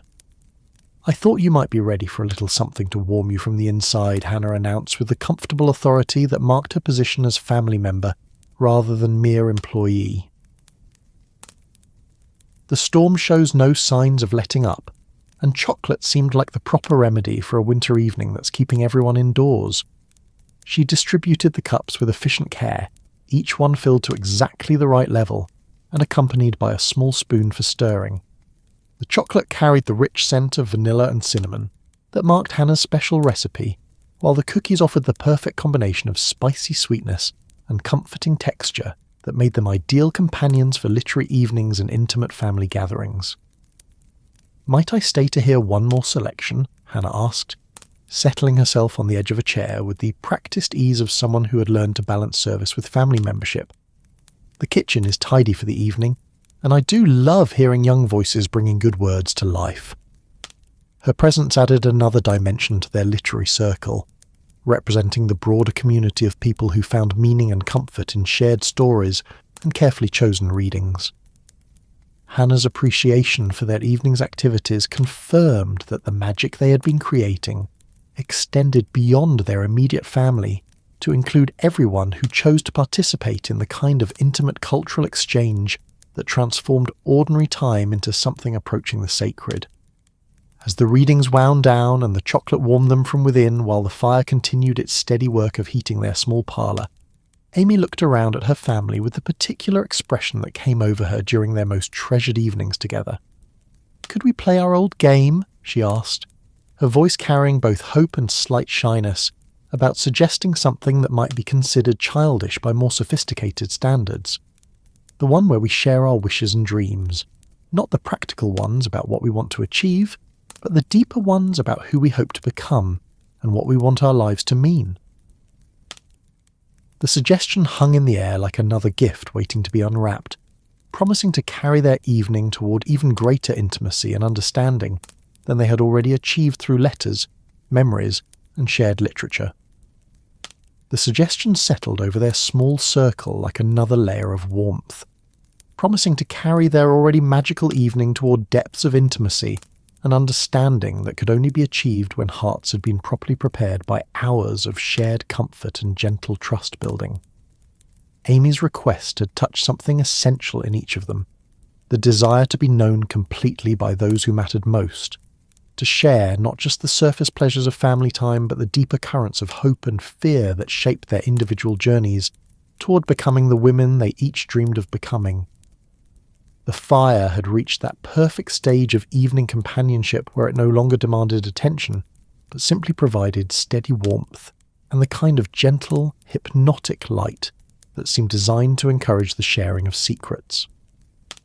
The flames had settled into a rhythm as comfortable and reliable as breathing, creating an atmosphere that felt separate from ordinary time, suspended in a golden bubble where inhibitions could melt away like snow touching warm earth.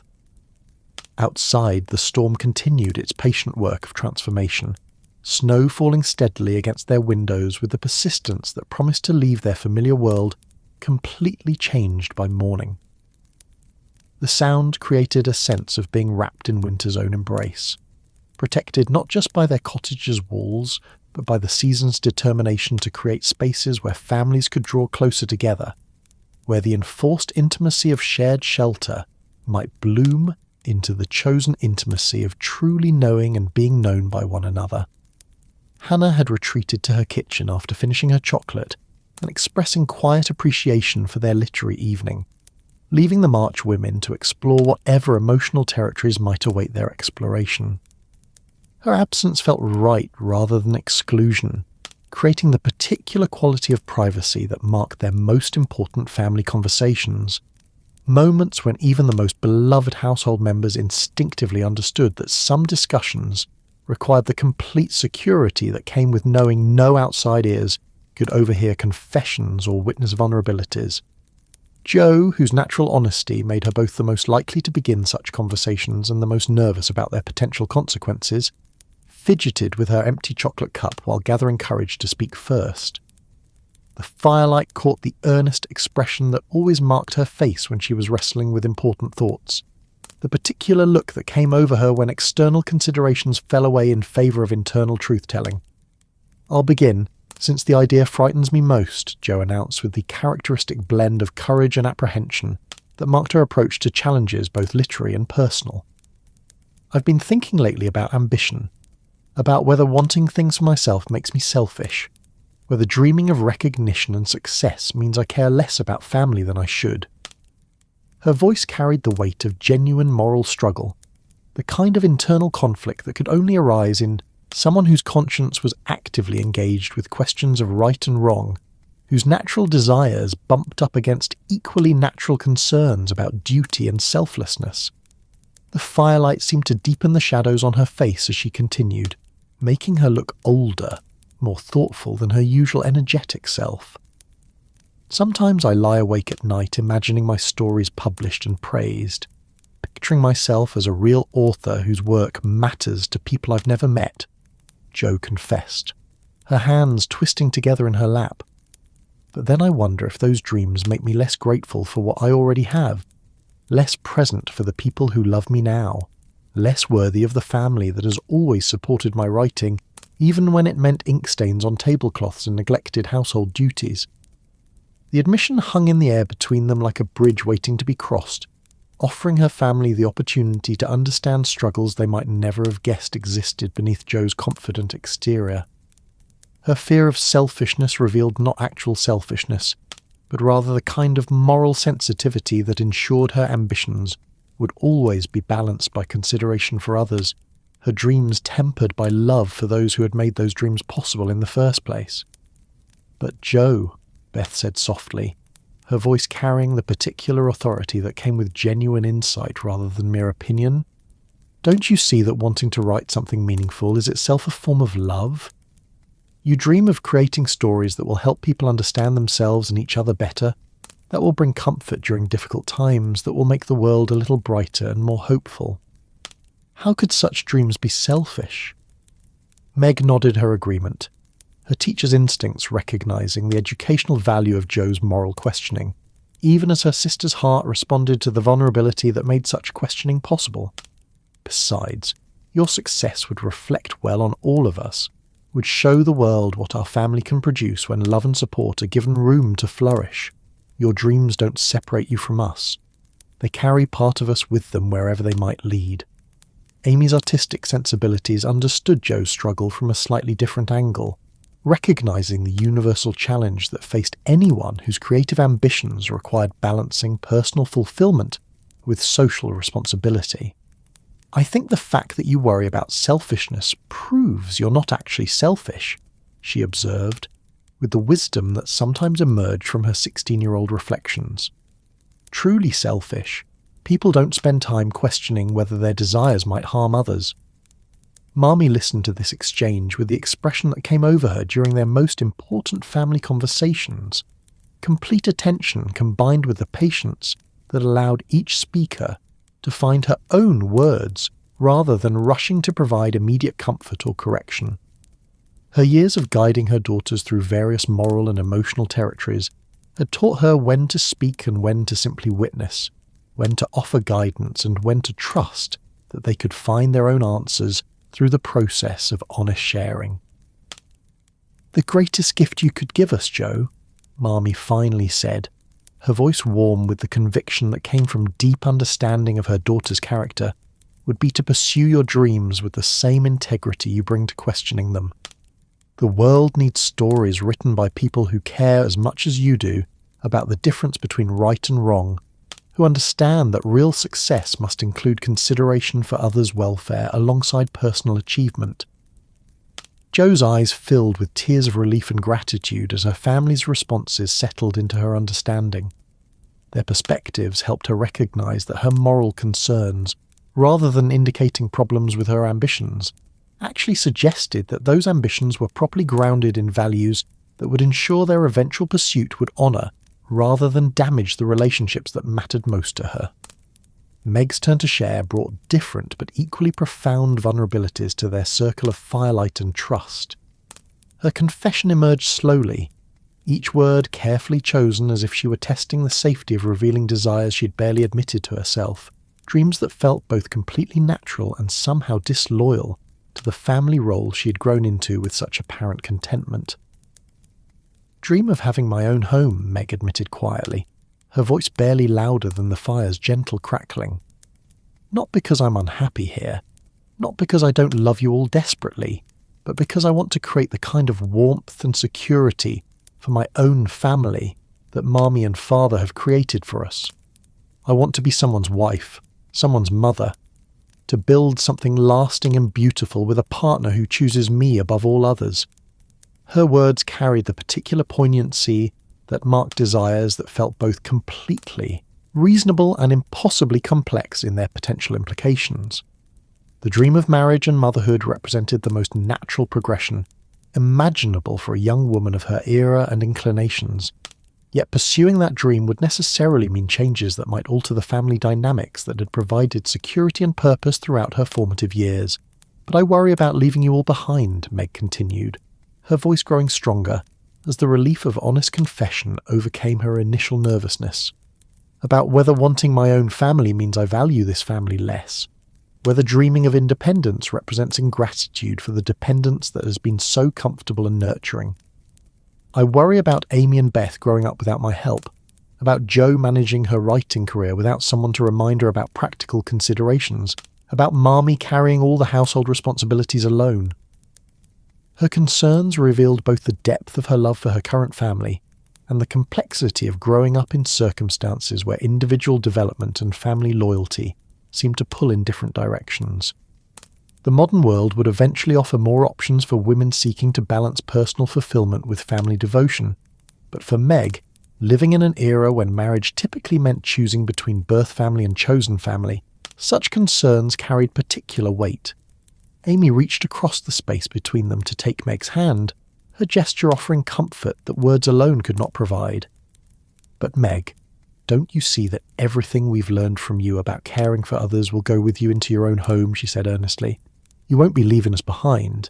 You'll be taking the best parts of what we've shared together and using them to create new happiness for new people who will be lucky enough to receive the kind of love you've always given us."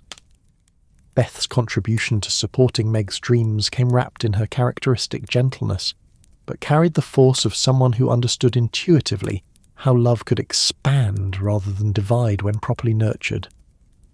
"Besides, having your own family won't mean not being part of this family anymore," she added softly.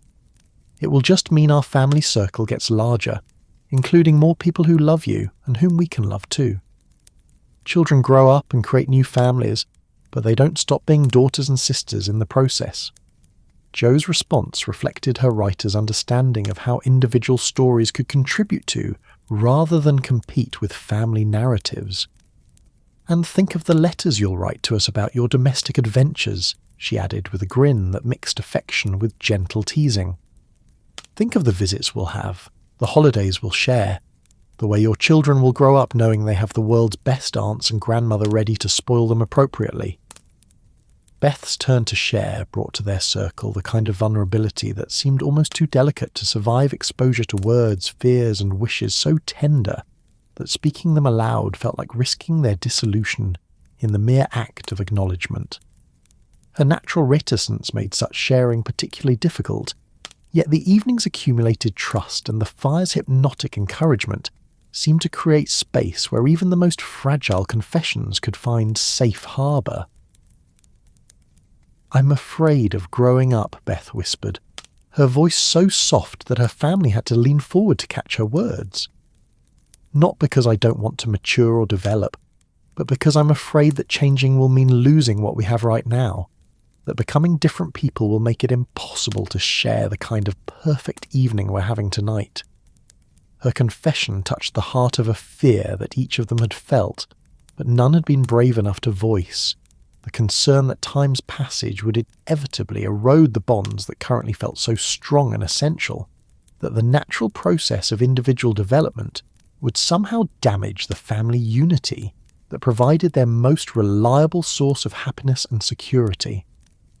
"I love who we are together right now," Beth continued, her words emerging with the careful precision of someone trying to capture something almost too precious for language. "I love the way we can sit around the fire sharing our deepest thoughts without worry or self-consciousness, the way we understand each other without explanation, the way we can be completely ourselves without fear of judgment or rejection. I wish we could stay like this forever, always together, always safe, always sure of each other's love." Her wish expressed something that resonated deeply in each of her listeners' hearts, the desire to preserve perfect moments against time's erosion, to protect precious relationships from the changes that seemed inevitable, as individual growth and external circumstances combined to reshape familiar patterns. Yet even as they felt the truth of Beth's longing, they also understood its impossibility, and perhaps its ultimate limitation. Marmie's response to Beth's confession carried the particular wisdom that came from having successfully navigated similar fears during her own youth, from having learned through experience that love could survive and even strengthen through the challenges that initially seemed to threaten it most seriously.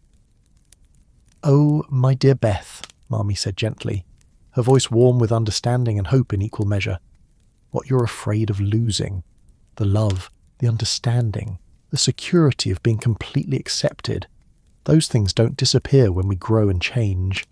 They just find new expressions, new ways of showing themselves that match who we're becoming, rather than who we used to be." Her words offered comfort without dismissing the legitimacy of Beth's fears, acknowledging both the reality of change and the persistence of the bonds that could survive and adapt to whatever transformations might lie ahead. "The perfect evenings won't stop happening because we grow up," Marmie continued.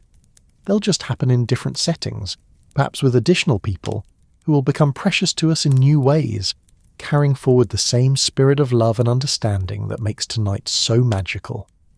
Amy's confession, when her turn arrived, revealed the complex relationship between artistic ambition and personal insecurity that marked her particular stage of development, where natural talent bumped up against awareness of how much she still needed to learn, where dreams of achievement competed with fears of inadequacy. "I dream of studying art in Europe," Amy announced, her voice carrying both excitement and apprehension in equal measure, "of seeing the great masterpieces in person, of learning from teachers who understand techniques I can barely imagine. I picture myself in Rome or Paris, developing skills that could make my work truly meaningful, rather than merely pretty." Her artistic ambitions represented the most concrete and potentially achievable dreams shared that evening, yet they also carried their own particular challenges and complications. European study would require resources the March family could barely afford, would mean separation from the support system that had nurtured her development so far, would demand a level of independence and self-reliance that she had not yet been required to develop. "But I'm terrified that I don't have enough real talent to justify such dreams," Amy continued, her words emerging with the painful honesty that marked genuine self-examination. "What if I'm just another young woman with modest abilities and grand illusions? What if European teachers would laugh at my amateur efforts? What if I lack the dedication and discipline required to develop whatever gifts I might possess into something actually worthy of attention and respect? Her fears reflected not only personal insecurity, but also awareness of the particular challenges that faced young women seeking artistic careers in an era when such ambitions were often dismissed as impractical vanity, rather than legitimate professional aspirations. The combination of gender limitations and financial constraints made her dreams feel both more precious and more fragile than they might have seemed under different circumstances. Jo's response to Amy's confession reflected both sisterly loyalty and Ryder's understanding of how creative ambitions could feel simultaneously essential and impossible. "But Amy, you already create beautiful things," she said earnestly. "Your sketches capture details the rest of us don't even notice.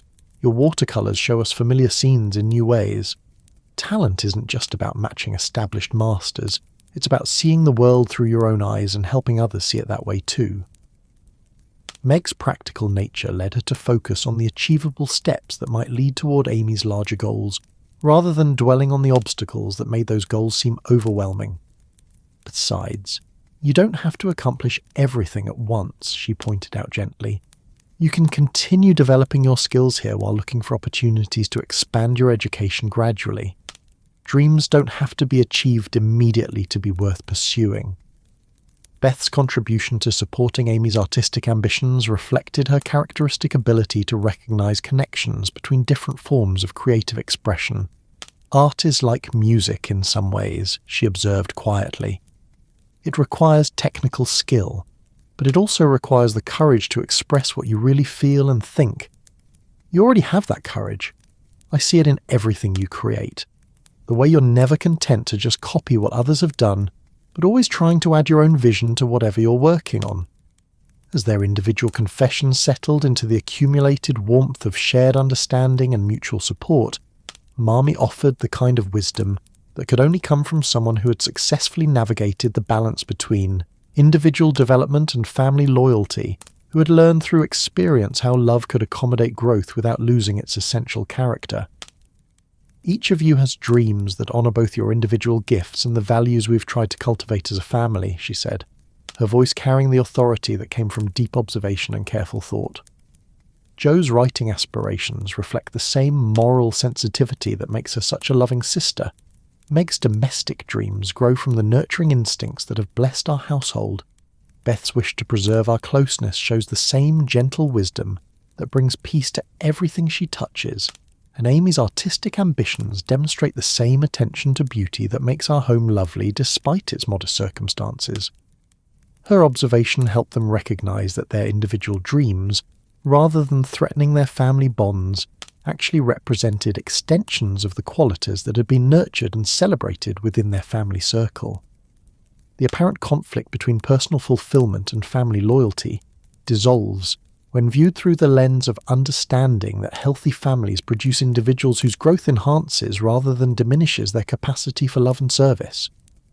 "The promises you should make to each other," Marmee continued, "are not to sacrifice your dreams for family loyalty, but to pursue your dreams in ways that honour the love that has made those dreams possible, to remember that your individual success reflects well on all of us, and to always make room in your expanding lives for the relationships that have given you strength and support along the way."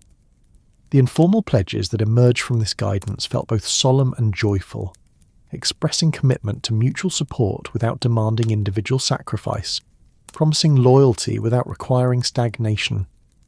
Each sister spoke her own version of the same essential vow: to encourage rather than compete, to celebrate rather than envy, to maintain connection despite whatever distances or differences might develop, to always reserve time and emotional space for the family gatherings that had proven so essential to their understanding of themselves and each other. Beth's voice, barely audible, but carrying the weight of her deepest longing, added the final element to their evening of confessions. "I wish Father could be here with us tonight, could know how much his letter meant to us, could see how we're supporting each other's dreams just the way he taught us to do." Her words brought Father's presence into their circle more completely than any physical attendance could have achieved, reminding them that love could indeed transcend physical separation when properly nurtured and consciously maintained. The conversation that followed explored how family bonds could endure across distance and time, how shared values and accumulated memories created connections that required no physical proximity to remain strong and meaningful. As they talked about father's continued influence on their lives despite his absence, about the ways that love could bridge any gap that circumstances might create between people who truly understood and cared for each other, the fire began its gradual transition toward the evening's end.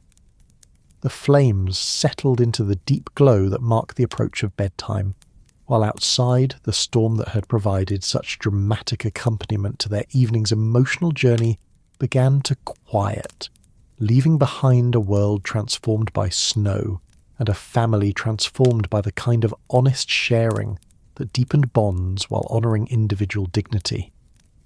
The silence that eventually settled over their small circle carried the weight of complete contentment, the satisfaction that came with an evening that had exceeded even their highest expectations for family intimacy and mutual understanding. They sat wrapped not only in winter clothing and firelight, but in the invisible warmth of love shared, preserved, and continually renewed through the simple but profound act of choosing to know and be known by those who mattered most in the world.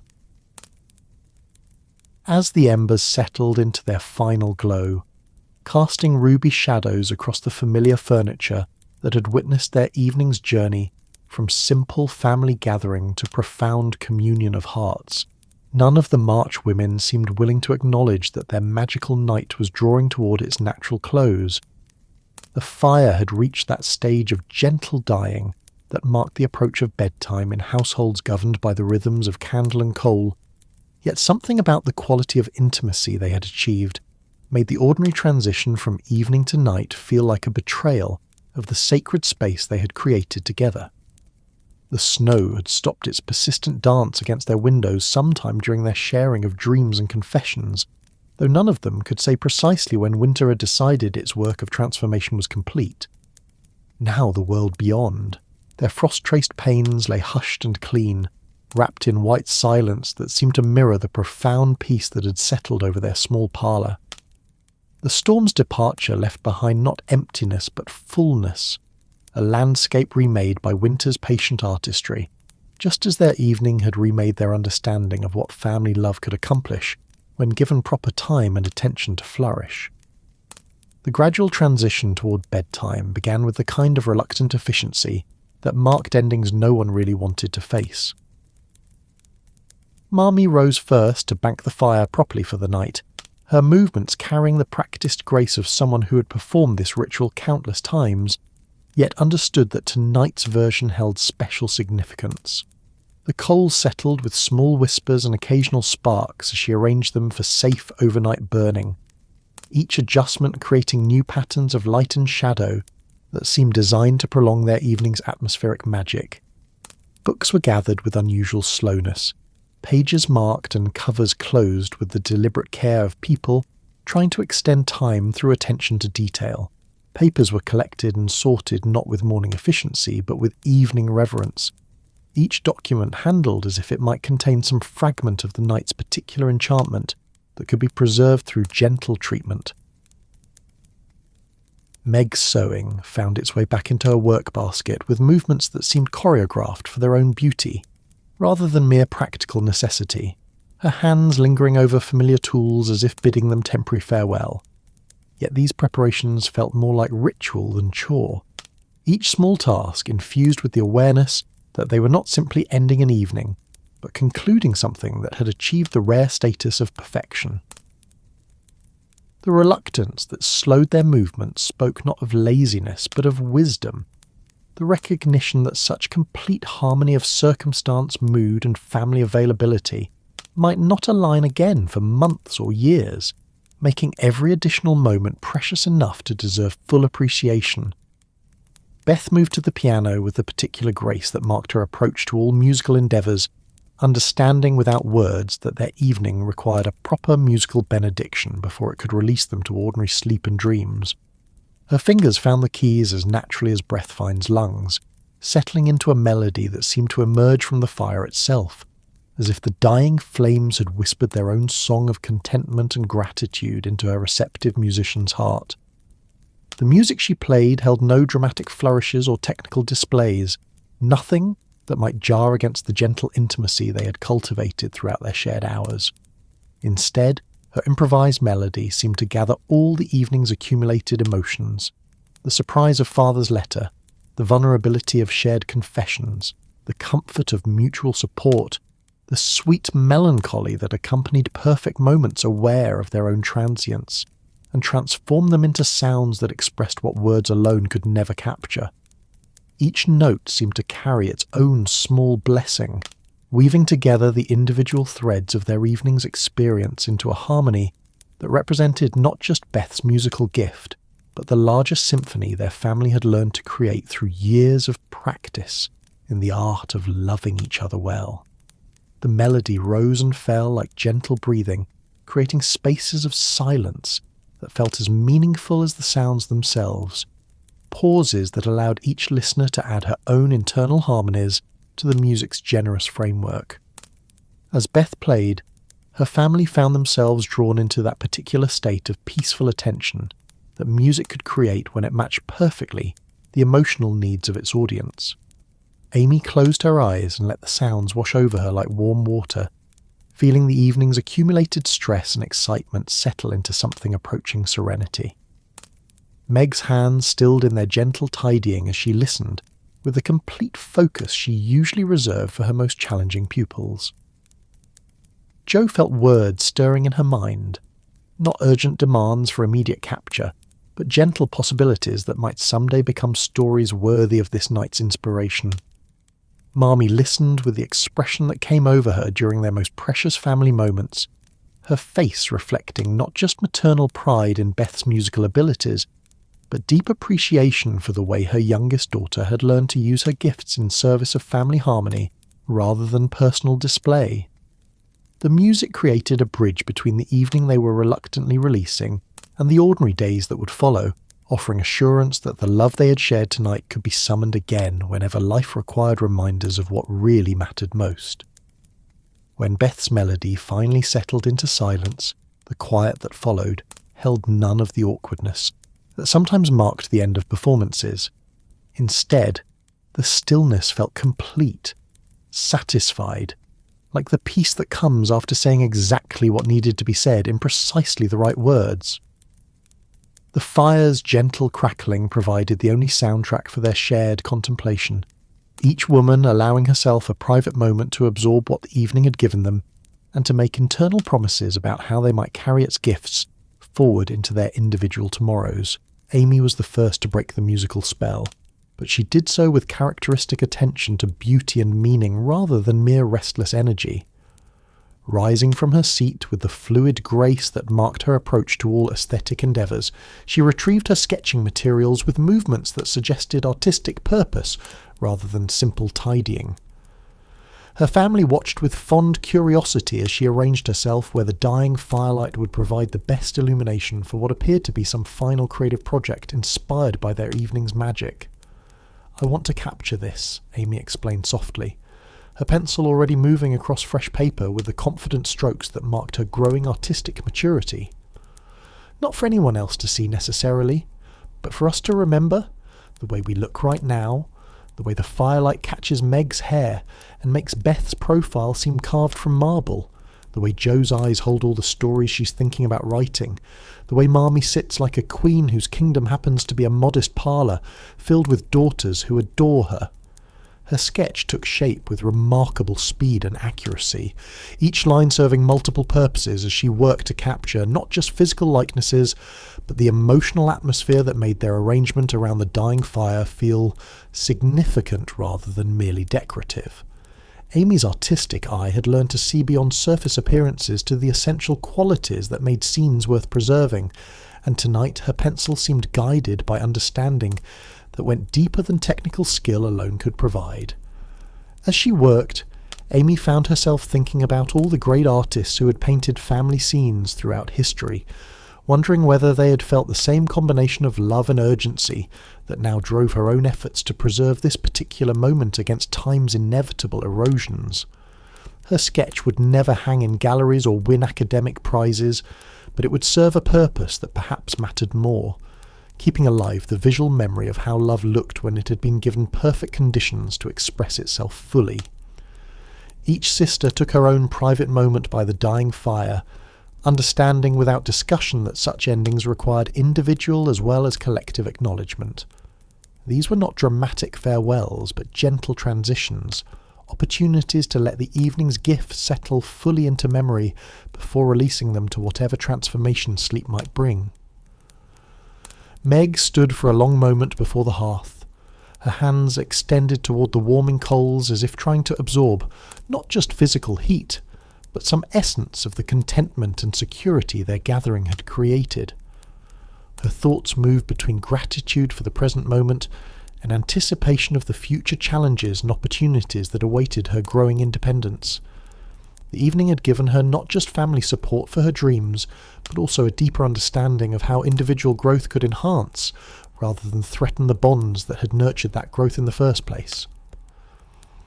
Beth's private communion with the dying fire carried the particular quality of someone who understood intuitively how to store up happiness against future times of difficulty or loneliness. Her gentle nature made her especially sensitive to the precious quality of perfect moments, and she seemed to be deliberately committing every detail to memory. The exact shade of amber light cast by the coals, the particular arrangement of shadows across familiar furniture, the lingering scent of chocolate and ginger cookies that marked Hannah's contribution to their evening's comfort. Joe's solitary moment by the fire sparked with the writer's instinctive desire to transform experience into language, to find words that might preserve not just what had happened, but how it had felt to be part of something approaching perfection. Yet tonight her usual urgency to capture inspiration in ink felt tempered by appreciation for experience that might be diminished, rather than enhanced by immediate translation into story form.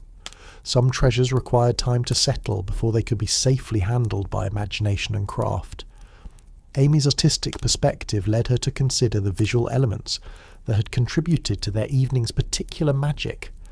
The way candlelight had transformed familiar faces into something approaching portraiture, the manner in which a winter storm had provided dramatic backdrop without creating actual danger, the careful arrangement of books and sewing that had created domestic tableau worthy of Dutch master's attention.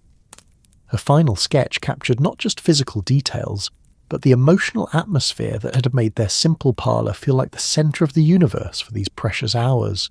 Marmie's benediction, when it came, carried the weight of someone who had learned through experience how to recognise and celebrate the moments that would sustain family bonds through whatever challenges the future might present.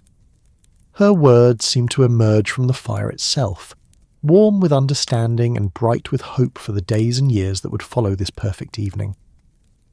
"Such nights as this," she said gently, her voice barely louder than the coals whispered settling, "create the foundation upon which lifetime love is built. Not the dramatic moments that novels celebrate, not the grand gestures that mark special occasions, but the quiet perfection of simply being together with hearts open to understanding and hands ready to support whatever dreams each person dares to share." Her observation helped them recognise that they had not just enjoyed pleasant family time, but had actually participated in the kind of experience that shapes character and creates memory capable of providing comfort during future difficulties. The habits of heart they had practised tonight, honest sharing, generous listening, gentle criticism balanced by unconditional support, would serve them well as individual challenges required them to draw upon reserves of love and security that such evenings helped build and maintain. "The love you have shared tonight will light many mornings to come," Marmee continued, her words taking on the particular authority that marked her most important maternal wisdom.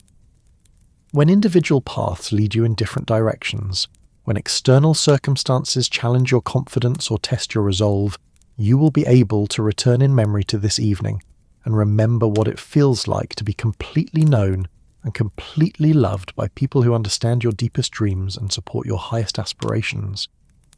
As if summoned by her mention of morning's approach, the first hint of dawn began to touch the eastern windows, with light so pale it seemed more like hope than actual illumination. The subtle shift in the quality of darkness outside their windows suggested that their night of perfect communion was indeed drawing toward its natural close, that the rhythm of daily life would soon reclaim them from the suspended time they had inhabited since the first snowflakes began to fall. Yet dawn's approach felt less like ending than like promise, less like loss than like transformation.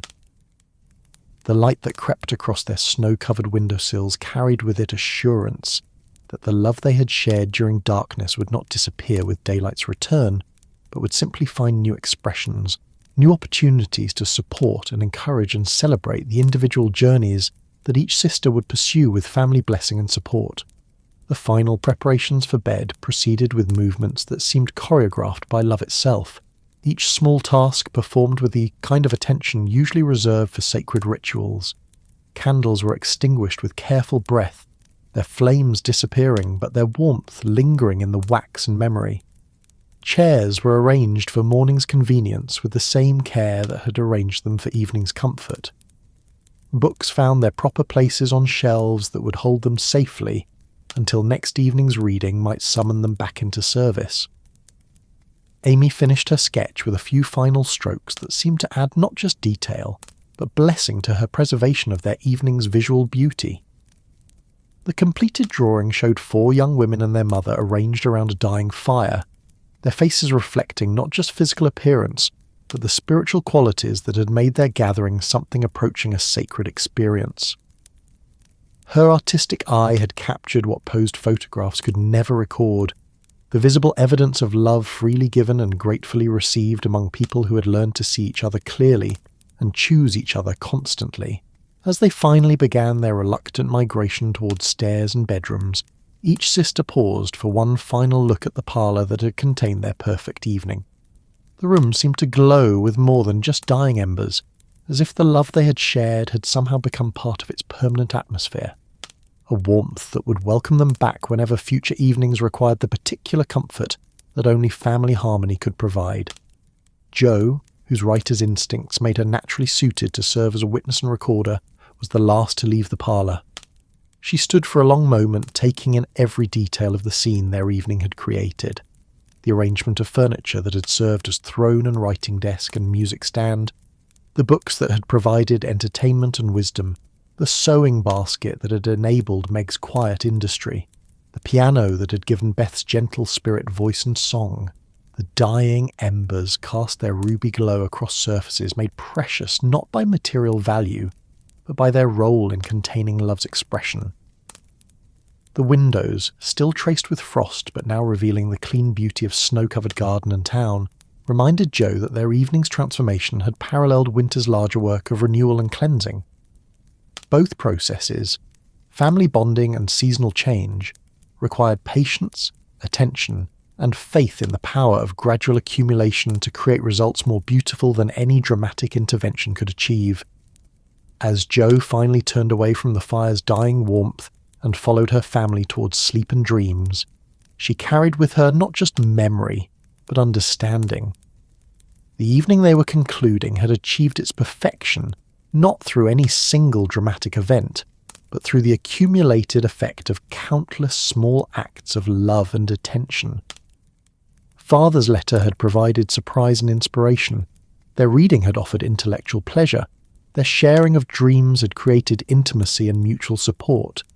But the real magic had come from their willingness to give each element of their time together the kind of complete attention that transformed ordinary experience into treasure, worthy of lifetime preservation.